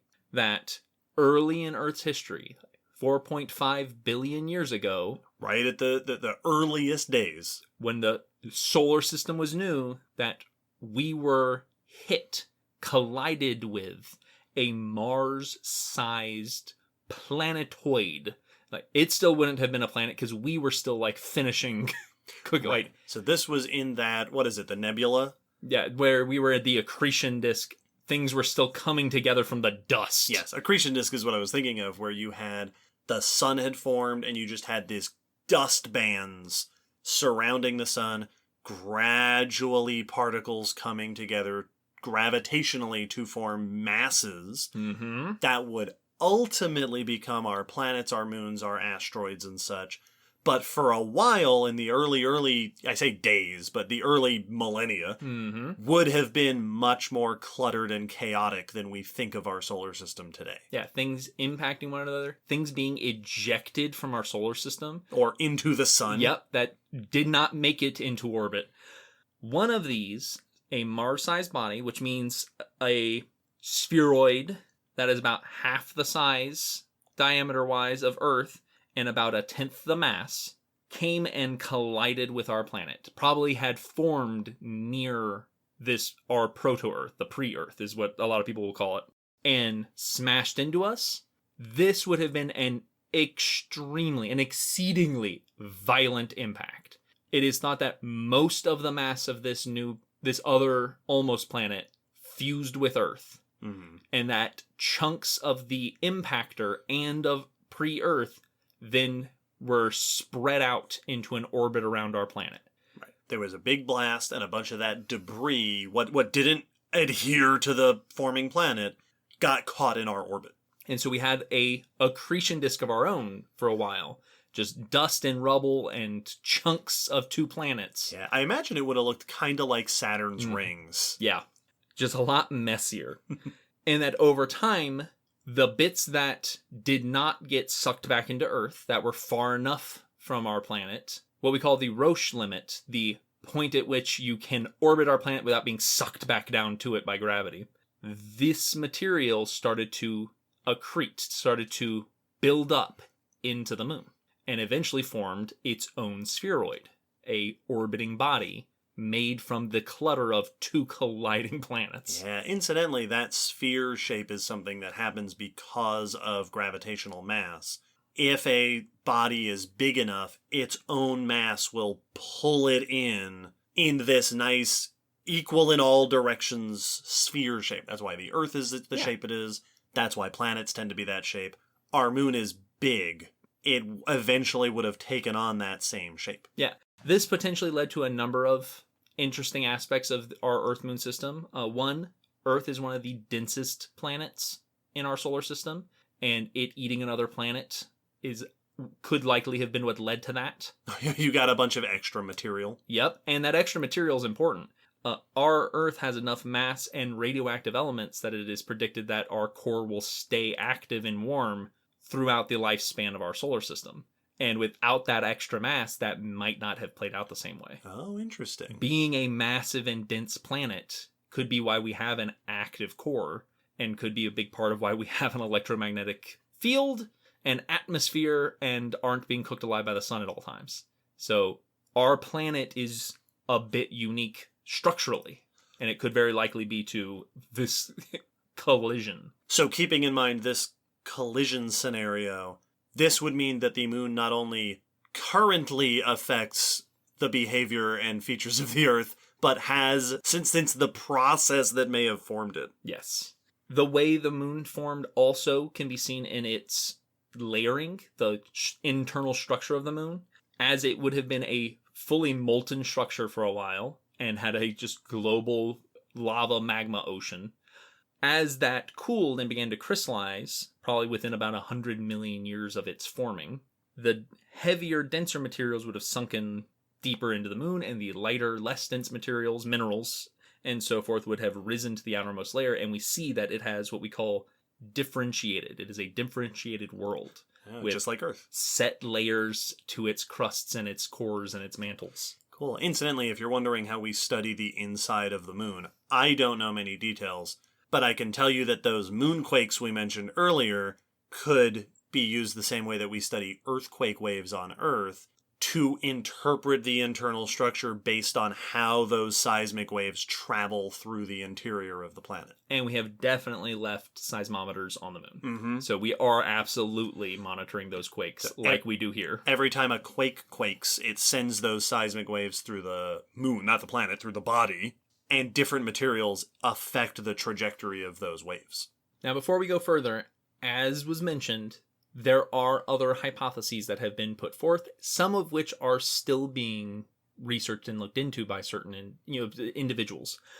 Most of these I did not find quoted or referenced by major sources, so I don't think many of these have huge amounts of research support. But the reason that there are other hypotheses is there are some aspects of this theory that don't sync up with all of our observations or clash depending on how you view it. One of the big ones is that, especially with early simulations of the impact, looking at the physics of how that material would behave, it predicted that the moon should be mostly, like 80%-ish, impactor material, not Earth material. Mm-hmm. That the moon should mostly be parts of that Mars-sized collider. But when you look at the density of Earth and the moon, they are very similar. Okay. And the isotopes are very similar. The Earth and Moon are very, very comparable in their makeup. In their composition. In their composition, exactly. Which is not what we would expect. It would be very unlikely for another randomly formed body in the solar system to be almost identical to our planet. Right. We should expect differences. So, based on those simulations, it brings into question what we're seeing to sync it up with the collision, though there have been others that have been able to look at new simulations or adjust and find ways that it does work. So that is not a definite, like, big old hole in the theory. Right. And like you said, that still is the major idea supported by our evidence to explain the existence of the moon. But there are discrepancies that we're still trying to parse out that have led people to come up with other hypotheses. And I wanted to list just a few to give an idea of what other avenues have we considered. Mm-hmm. One is that we were not hit, but two planets collided, both bigger than Mars by a bit, and then the resultant debris became Earth and the moon. Gotcha. That we were born simultaneously from a collision, but it was not the Earth being hit. The Earth was also born from the rubble. Right. Which has a sort of poetic feeling to it, that the Earth and Moon are siblings of the same event. Yeah. There have been those who have suggested that it's less dramatic and that the Moon just formed out of the same accretion disk material that the Earth formed from. Yeah, just next door. Just was formed next door. Others have suggested that instead of one big impact, it was lots of impacts from asteroids that just continually blasted material out into our orbit, and that slowly formed the Moon. There have been those that suggested that we captured our moon. That it already existed. It had already formed and then got caught in our gravitational field. But that hasn't really been considered since the 80s. Okay. So a bunch of those are things that we've seen stuff like that happen in our solar system. There were two kind of wacky ones that I don't know how supported these are. I saw these mentioned a couple of times, but I think both of these are now fairly discredited. One was called the fission hypothesis, which was that early Earth was spinning so violently it launched a chunk of itself into orbit. And then the other one is that the moon was formed via nuclear explosion, that the rotation of proto-Earth reacted radioactive materials near its core and exploded and launched a hunk out to be the moon. I don't think these are right, strongly supported. I don't think you'll find these in textbooks very often. Both of those hearken to, and I don't remember any details about this, but I remember hearing what I think was presented as sort of a fringe idea of the Pacific Ocean being the hole that the moon came from. Yes, yeah. That is the chunk. And again, we're talking about this, but these are not well-supported ideas. No. There have been many hypotheses. Like we said, by far the collision, of that first collision scenario that you described, is our go-to explanation these days. The most common one I saw as actually, like with significant recent research, was the multiple impacts. Right. That instead of being hit by a single Mars-sized planet, we were hit by a just barrage of asteroids that kept ejecting chunks of Earth into orbit. However it happens, the takeaway in terms of our geologic history is that the moon has been with the Earth basically the entire history of the planet. Yes. It seems to have formed during the early formation of Earth, which is not always the case. I've heard it discussed that some other planets may have gotten certain moons more recently, or I think there was something going around, I don't know if this is true, but there was something going around about how Saturn's rings have been hypothesized that they might form a moon at some point. Yeah, that they might still be an accretion disk that's just very stable. Right, I don't know if that's true, so don't quote me on that. But the idea being that it's not out of the question that what we could be discussing is, the moon showed up around the Silurian period, but that's not the case for Earth. Absolutely. The moon and the Earth have been a shared system. They've basically never been individual bodies. They have always been part of the same system. Yeah, the timing I saw for one research paper was that our moon likely formed in the first 20 to 100 million years of the solar system. Right. Like, of our solar system being a thing, in that first little gap, we got a moon. Which is the vast majority of Earth history. Earth is around 4.54 billion years old. The moon would have been around for basically that whole time. Yep.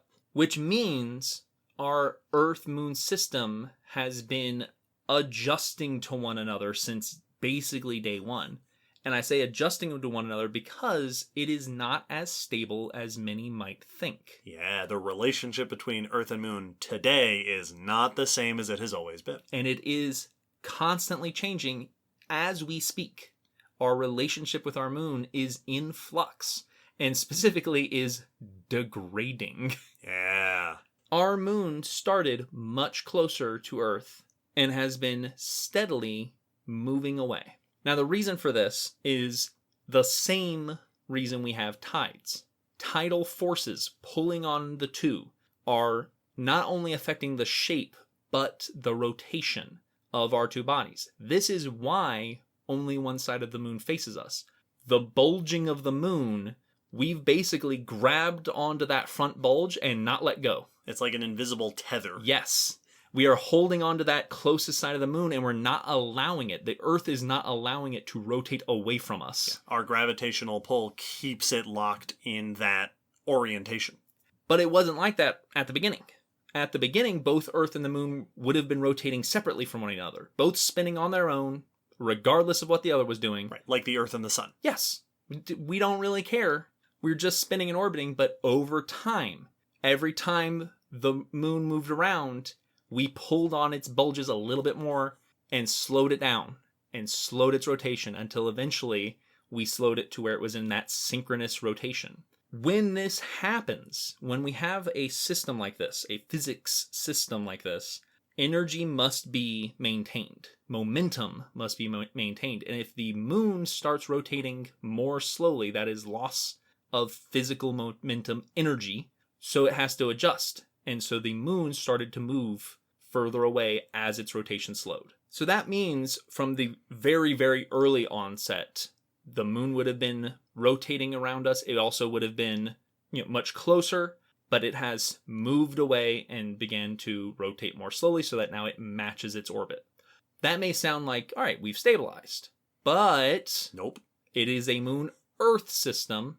The moon's doing the same thing to us.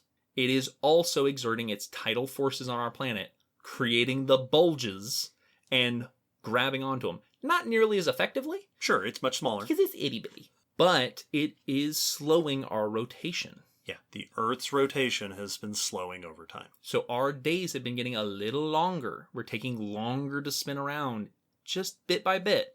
Which means eventually in the long run, the conclusion of this physics experiment is that we would both be synchronously locked to each other. Right, face the same side of the planet and the moon would face each other at all times. That you could run a rope from one end to the other and connect it to either. The space elevator. And that you would have no movement basically on either end. Right. Now, I don't think that is likely to happen. No. For reasons that maybe we'll discuss here in a little bit. It is, from what I saw, the calculations for how long it would take for Earth to become tidally, we call this tidal locking. Mm-hmm. To become tidally locked with the moon would take longer than the sun has left to live. I would also, my guess would be that the moon is still slowly moving away from us now, and we might lose the moon before that happens. It is moving away from us, but because now we're slowing down. So it moved away the first time because it slowed down. Now it's moving away because our rotation is slowing down. Now that we're losing momentum must still be maintained. So that distance continues to increase. So yes, the moon I forget what the number is. Do you have it? I do. So as far as its distance moving a year is about 3.8 centimeters a year that it is moving away from our planet. We gain a few centimeters of distance from the moon each year. It is slowly moving away. And according to those calculations, we have been lengthening our days by about 2 seconds every 100,000 years for the last little bit. Now, there's more to that because it has not been consistent. If you take that and calculate it backwards, it becomes very clear that can't have been consistent the whole time. Sure. Because it would end up with a moon so close to Earth that it would be sucked into Earth. Right. So it can't have been 2 seconds every 100,000 years the whole time. Now, at this point, we should point out that if you're wondering how we know all this stuff, a lot of this comes, not all of it, a lot of this comes from physical models. Yes. Based on our understanding of gravity and based on our understanding of energy and by looking at other bodies in the solar system, we astrophysicists, can very effectively estimate how the system has evolved over time. We also now have the technology to measure the change in rotation of the Earth and the changing distance between here and the moon, and then use that to run models back, to basically run calculations.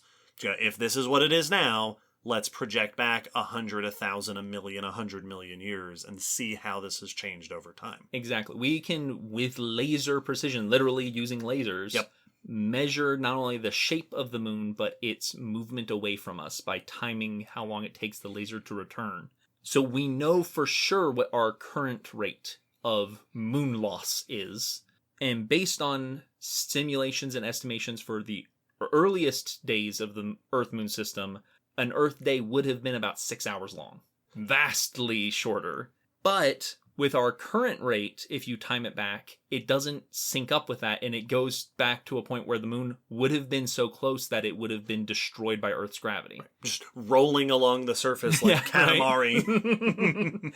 Which means that the rate today must be higher than it has been on average throughout Earth's history. Okay. It appears, based on data, that for the last 640 million years, that rate has been pretty consistent.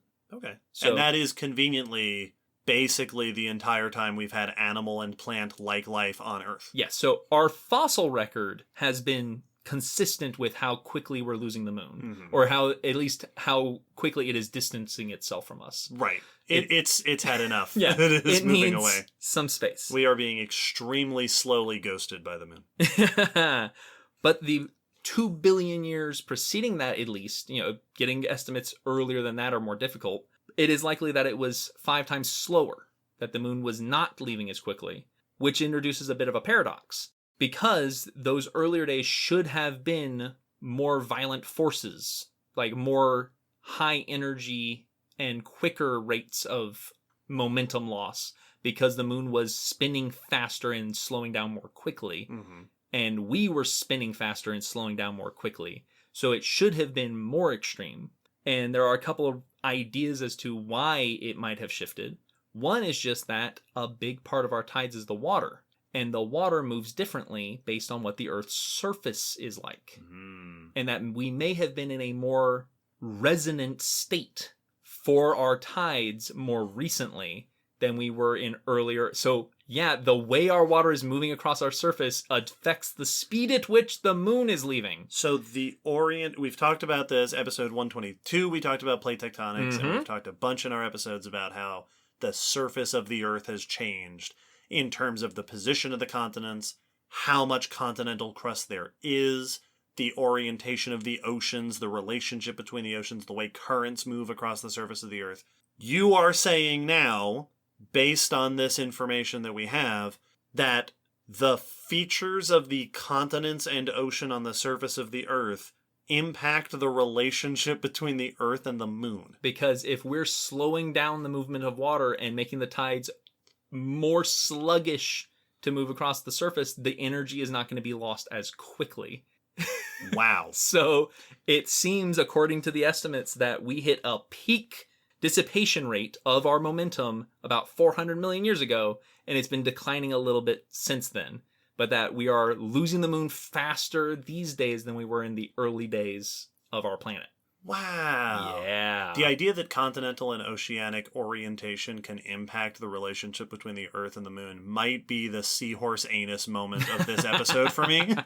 Well, here, I'll take it one step further. Oh, please do. Very recent studies have found that global warming also affects this. Okay, of course it does. Because hot water expands. Oh, it sure does. And it behaves differently, and it can actually increase our day length. Does that mean that us warming the planet makes us lose the moon faster? Yeah, basically. That this is going to increase the length of days, and that is the whole process that has been causing the moon to have to adjust its orbital distance. So one more reason to fight human-caused climate change. We are scaring away the moon. Yep. Now, I didn't see anything that ever said whether we think the moon will get so far away that we'll actually lose it. Right. It could end up being that it will always be with us. It just will be real far away, real small. Tides will be less noticeable. Right. It will have less light to give us. I have heard it said that eventually we might reach a point where it is no longer possible for us to experience a full solar eclipse. Yes, exactly. Where a solar eclipse happens when the moon passes directly in front of the sun from the perspective of us on the sun-facing side of the Earth. These days, the moon is big enough and close enough that it can basically block out the whole sun in our sky. And it can cover large areas of the Earth. Yes.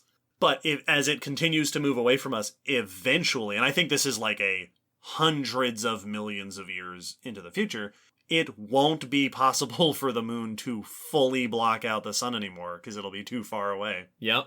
And as noted with Earth locking with the moon, it's very likely that the sun will explode before any of these experiments, any of these systems reach their logical conclusion. Right. We only got about 5 billion more years for this system to evolve. Now, this concept of our lengthening days is not just based off of simulations and estimations. It is also based off of direct records preserved here on our planet. Yeah. The geological and fossil record document shorter days in the past than we have today. Because as we mentioned earlier, all life on Earth has always been evolving within this Earth-Moon system. As the Earth-Moon system has changed over time, so has what life is doing in respect to the Earth and the Moon system. Absolutely. By far one of the most common cited examples, especially in the fossil record, are fossils of organisms that grow on a daylight cycle, that grow using daylight, or in response to daylight at least, and grow less when sunlight is not present. So they have a day-night cycle to their growth patterns. We see this in some corals, for example, and other shelled marine organisms, where you have kind of like tree rings. Yes. But whereas tree rings are rapid and slower growth seasonally, right? It's summer and spring is fast, and then winter and fall is slower. It's day-night, day-night, day-night, day-night. And this is found in the skeleton, the shell or the coral skeleton, where they are laying down those minerals. And they're going to lay down them more quickly while they're eating and growing more aggressively during the day, versus at night when they aren't doing as much growth, so they're not going to lay down as much mineral structure. Counting these ridges or growth lines can give us annual estimates, an annual number for day-night cycles in a year based on the seasonal cycle that we can also follow through these ridges. Yes, some of these animals have seasonal cycles like tree rings and day-night cycles within them. So you can count how many day-night cycles are there within one full seasonal cycling or within 1 year. Now, it's not going to always be exact. For instance, one study that was looking at corals found that the annual growth line count for each individual would vary within an individual, that you wouldn't get the exact same number because it's not precise. Right. You know, a super cloudy day might mess up your count. Ever so slightly. A weird thing that causes that organism to stop growing correctly, you know, if it got sick or something, could also mess up the count. But counting multiple years worth of lines and multiple individuals was able to give the researchers an average. And this study was specifically looking at Devonian corals, so just a bit more than 400 million years ago. And every count they got had more than 365 lines per year. On average, they were looking at about 400, with the lowest being 385 and the highest being 410, which means an average day length of 22 hours. And as little as almost 21 and a half hours, or up to almost 23 hours, depending on which counts are more accurate. And the important part here is that a year has not changed. No. The amount of time it takes the Earth to make a full revolution around the sun is the same. So if you have 400 days in a year instead of our modern 365, that means your days must have been shorter. Yes. Which means spinning around more quickly. Earth is rotating faster. And we've mentioned this on the podcast before, but this was one of my, when I first heard about this, like back in college, it was one of my first major holy cow moments. Yes. of what we can learn from the fossil record, that we can look at ancient corals, and there are other studies looking at other organisms. Yeah, rudous bivalves have the same thing has been done. And calculate how fast the Earth was rotating based on these growth patterns in these ancient organisms, and say, 400 million years ago, a day on Earth was 21 or 22 hours instead of 24. Yep. And that, to tie it back to our episode here, is because of the moon. Yep. A side note on the bivalves. These are the Cretaceous rudis, the one that were kind of like barrel or tube shaped. We talked about them. Episode 36, because they were major reef builders in the Mesozoic. They've done the same thing with the chemical lines and ridges of their skeletons and found a similar thing, that there were 372 days a year on average. Those were much more recent. Yeah, those were in Cretaceous, so they were younger. So 23 and a half hour days. Almost. If you had gone back to the Cretaceous, your clocks would have been almost right. Very minor jet lag. But just a little bit, it wouldn't have kept up. But this also is evidence that those animals were responding to daylight, meaning they likely photosynthesized. Oh, yeah. So I like this study because not only does it give us a day length count for a past period in our Earth, but also, if they're responding this heavily to sunlight, they probably were eating sunlight. Right. This also allows us to make these incredible inferences about, this is how much daylight Triceratops would have seen, and versus how much the earliest tetrapod, like Tiktaalik, would have had shorter days than Triceratops did. Yeah. Your days and nights would have been more brief as vertebrates were first coming onto land versus what the dinosaurs were dealing with versus what we're dealing with. Yes, and that ties back into our discussion about how so many organisms on the planet adjust to moon and sun cycles. Those cycles have changed over time. Yeah, well, it makes me think of the fact that if you took one of those early land plants and brought them to today, they probably wouldn't be able to make it through a day of sunlight. Even if they were in direct sunlight back then, they might not fare as well today because it's too much sunlight. They're in sun for too long. Yeah. It'd be the same as if you needed a specific amount. It's like, well, we need 10 hours of sunlight for this to work. Well, if you go back too far, you won't get 10 continuous hours. Yeah. That wouldn't have worked back then. We also can see this just in the geological record of our planet, Milankovitch cycles, which I feel like we've mentioned before. I don't remember where. We have.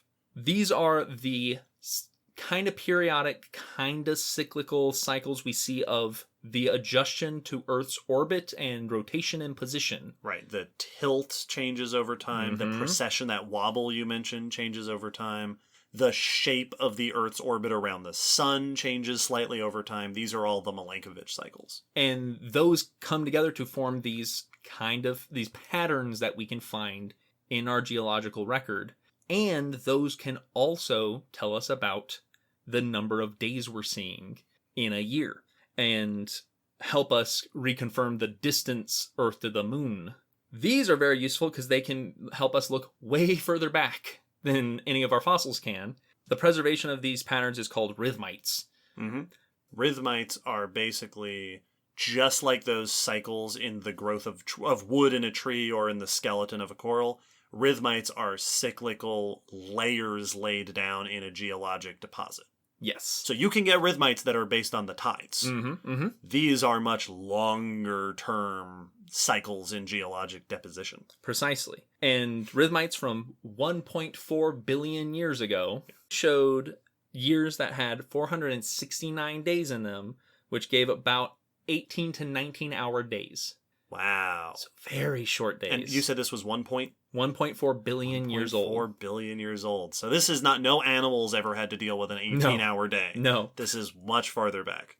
And so not only is this just a weird quirk of our planet that if the day ever feels long to you, it's only getting longer. Yep, every single day is infinitesimally Oh. longer than the last one. So you are right. This is why we do leap seconds. Yep, exactly. We have to adjust for this lengthening to make sure our clocks and calendars are actually staying accurate. After several years, you'd start to notice a lag behind. You'd end up having extra days at the end. Yeah. Because you were each day was taking up too much space, and you would have more days than you needed. But there are other effects of lengthening days that have been noticed. Now it was a possible, I think this research is, maybe there might be a connection between day length and oxygenation rates of our planet. This was looking at microbial mats, measurements and models of like Proterozoic, cyanobacteria, either fossil evidence, but also just analogous bacterial mats, and observing their response. Comparing with modern examples. Exactly. And showing that longer day length, longer days, increased the export of O2. You said oxygenation, and I went, oh, you're right, because more sunlight means more photosynthesis. Yeah. Which means more oxygen. Which means that as we look at the lengthening days, there does seem to be some syncing up to oxygenation events, which are big deals in our fossil record, because a number of those sync up with mass extinctions and extinction events. So longer days are not just, oh, well, that's weird, but actually fundamentally can change some of the systems on our planet and how they work. Yeah, we talked about some of the big oxygenation events. Episode 75, we talked about that, and then we touched on it in episode 124 about Snowball Earth. Yeah. Now, I don't know how solid this support is. I think this was very new research, very recent in the last couple of years. That's hard to correlate. So there needs to be more looked into.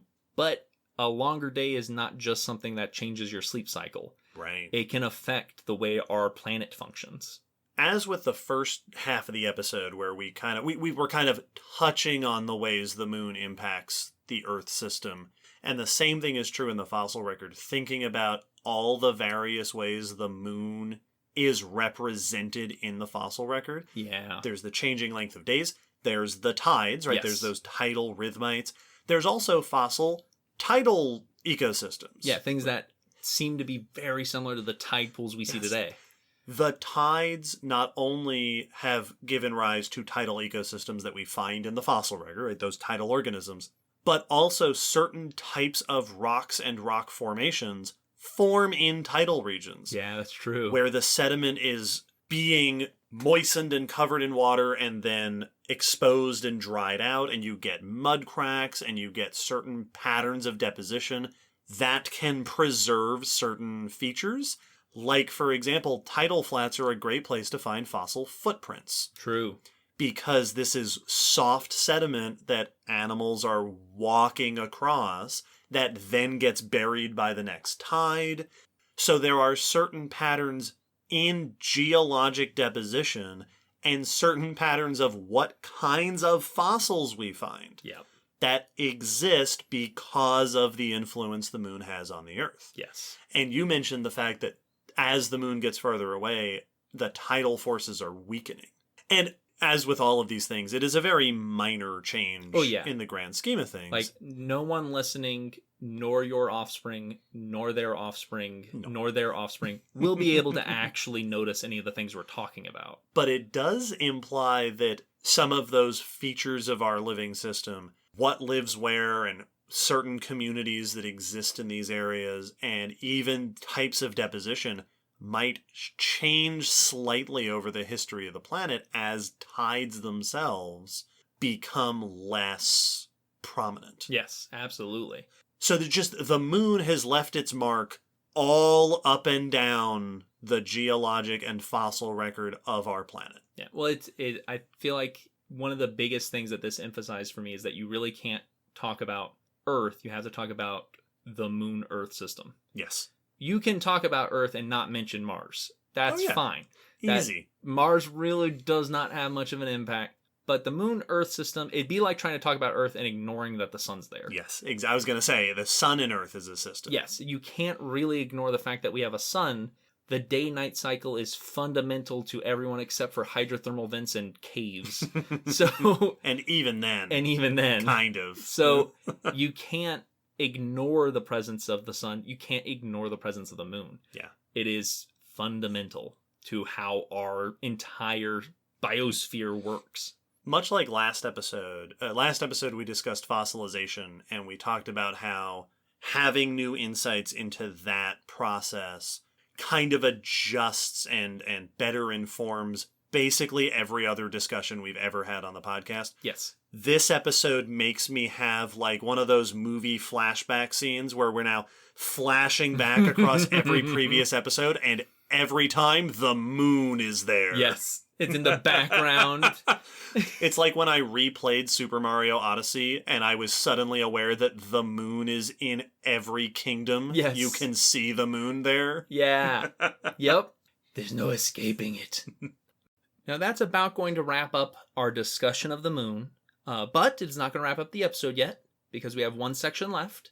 As we mentioned earlier, we have a Patreon and you get benefits by being one of our patrons. And one of those benefits is that you can submit questions to us that we will answer here on the podcast. What is our question for this episode, David? Today's patron question is not about the moon, but it is about other bodies in space. Yay. So, we're on the same theme. Serpentine has a question about the asteroid that hit the Earth at the end of the Cretaceous period. Cool. Episode 5, the KPG mass extinction, linked to a massive impact from a rock from space. Serpentine wants to know, when that asteroid was approaching the Earth back then in the end of the Cretaceous, how long would it have been visible from Earth? Would it have been sort of a distant glimmer in the sky for a while, or would it have suddenly appeared? And that's as far as our, naked eye goes. But also, with our modern technology, how much of a warning would we be able to have? So with or without modern technology, how far ahead would we know that 6-mile rock was headed towards Earth? Fantastic question. And I had a ton of fun looking up the info to answer this question. The best synopsis of it I found was actually in the Kurzgesagt about the KPG impact. So this is a YouTube video. The YouTube channel Kurzgesagt, which does their in a nutshell videos that just take sometimes random topics and sometimes classic questions. And they have one about the end of the Cretaceous minute by minute. Gotcha. What's the title of that episode? That is The Day the Dinosaurs Died, Minute by Minute. Cool. So if you want to look it up on YouTube, The Day the Dinosaurs Died, Minute by Minute. They describe that, and they cite their sources, so I was able to confirm through their sources that they quoted that it would have started out visible probably as a little dot, looking like another star, and would have been that way for like a few weeks. Okay. Would have actually been there and getting a little bit bigger during that time. By the end of that period where it was visible like that, it would have eventually been brighter than the evening star. And within about 6 hours of it hitting us, so right before impact, it would have looked like a smaller moon. It would have been a notably sized object in the sky. Wow. So still small, but another little object up there. Then it would have faded. It would have entered Earth's shadow. Basically, the atmosphere would have obscured it, and we wouldn't have seen it up until it was about to hit. And the way they put it was great. For a few hours, the illusion of continuity would have upheld. And I think we talked about this in episode 5, that once it reached the atmosphere, this would have been very fast. Oh, yeah. It would have reappeared briefly, and they said it would have looked like a quarter-sized sun. And then as soon as it hit the atmosphere, a couple of seconds before it goes from there to the ground, and then impact. Wow, that's more than I thought. Yes. I kind of was expecting that it would just be nothing and then one day an asteroid shows up. Yep. Now that's if you're on the side of the planet facing its impact. Of course. If you're on the other side of the planet, then you have no clue. Right. So it would have been visible, but only for like a month maybe? Wow. Like from it first showing up in the sky to it colliding with the ground. Cool. So not a lot of time. It's not like you would have gotten used to it. It would have been weird the whole time. As far as how early would we be able to notice it, that I couldn't find like a number on how far away we think. With our modern technology. Yes. If we had all the tools we have now and we're able to go back then and see it. But we do have a ton of systems in place to look for these asteroids and to look for similar near-Earth objects, NEOs. The Catalina Sky Survey, the CSS, is a NASA-funded project. It is looking for these objects. It is under the Planetary Defense Coordination Office. Cool. Like, we have a organization specifically Just in case. telling NASA and other organizations and funding them to look for these things. Keep an eye out. One of them was given the task to document 90% of all near-Earth objects, and I think they've only made it about halfway. Okay. So it's... So far. So it's not an easy task, because there's a lot of them. They can be hard to detect. If they're coming from the direction of the sun, they can be almost impossible to detect. NASA also has ATLAS, the Asteroid Terrestrial Impact Last Alert System, which is a series of telescopes around the planet that can actually survey the whole night sky every 24 hours and are looking for these near-Earth objects and have actually documented a number of asteroids, very small ones, before they hit, and were able to determine roughly where they should have hit, and people have been able to find them after the fact. Oh, cool. So, like, we have systems in place for this. Now, another paper citing, I think it was like a press, event with NASA talking about it, or maybe I didn't find the paper on it, but that current estimations say to really be able to do anything, we'd need like 5 to 10 years of advance notice. Mm-hmm. So just how long the dinosaurs had would not have been enough time. No. So that's enough time to panic. You can make peace. But that's Take it. that trip you were hoping to go on. How soon? I wasn't able to find time for that, but we'd need to see it real soon to be able to do anything about it. Right. There is, though, last year, this is year 2022, it should be hitting later this year, NASA launched DART, the Double Asteroid Redirection Test. Oh, yeah. Which is launching they said about a fridge-sized spacecraft at a near-Earth asteroid. Not one that we think is going to hit us, but one that we've been able to observe for a while. And we're going to just hit it, just launch it into it, and see how much is it actually deflected, so that we can get some data on how effective is this technology. Would we be able to redirect an asteroid if need be? Oh, cool. So that's the first solar system game of pinball exactly begins. Yes. So we have the systems in place.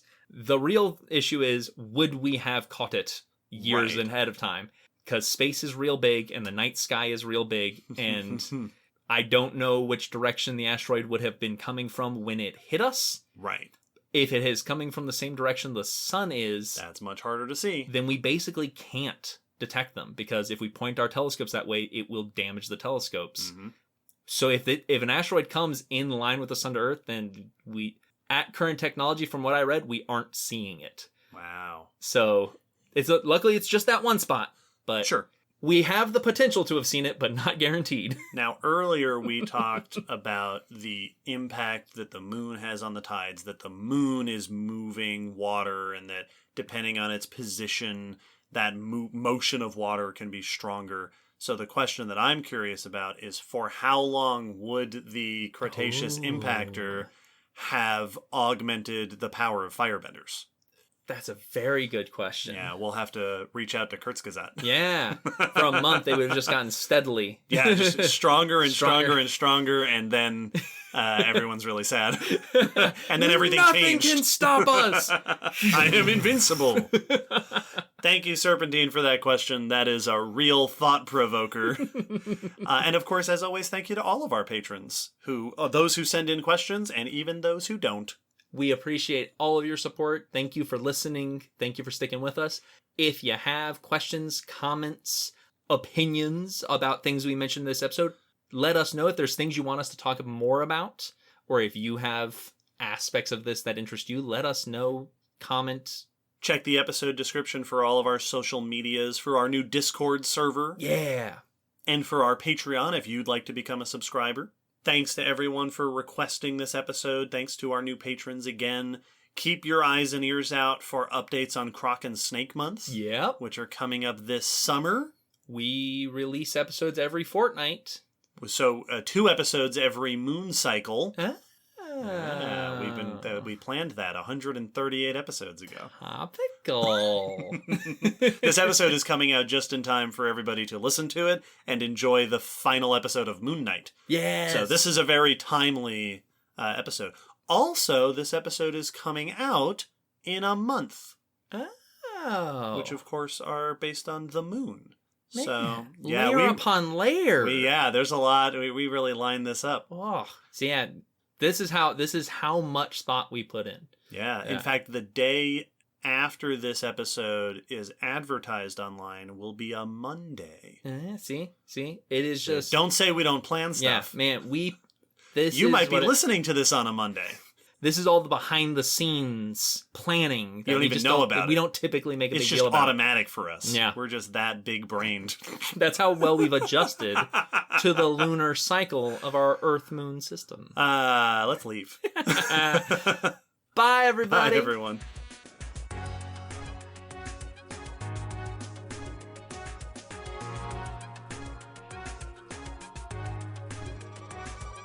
Thanks for listening to the Common Descent Podcast. You can follow us on Facebook, Twitter, YouTube, and check our WordPress blog for pictures and links after each episode. Huge thanks to our patrons whose support helps keep this podcast running and who get access to bonus goodies on Patreon. The song you're hearing is called On the Origin of Species by Protodome, which we found at ocremix.org. Thanks again for listening. We hope you'll join us next time.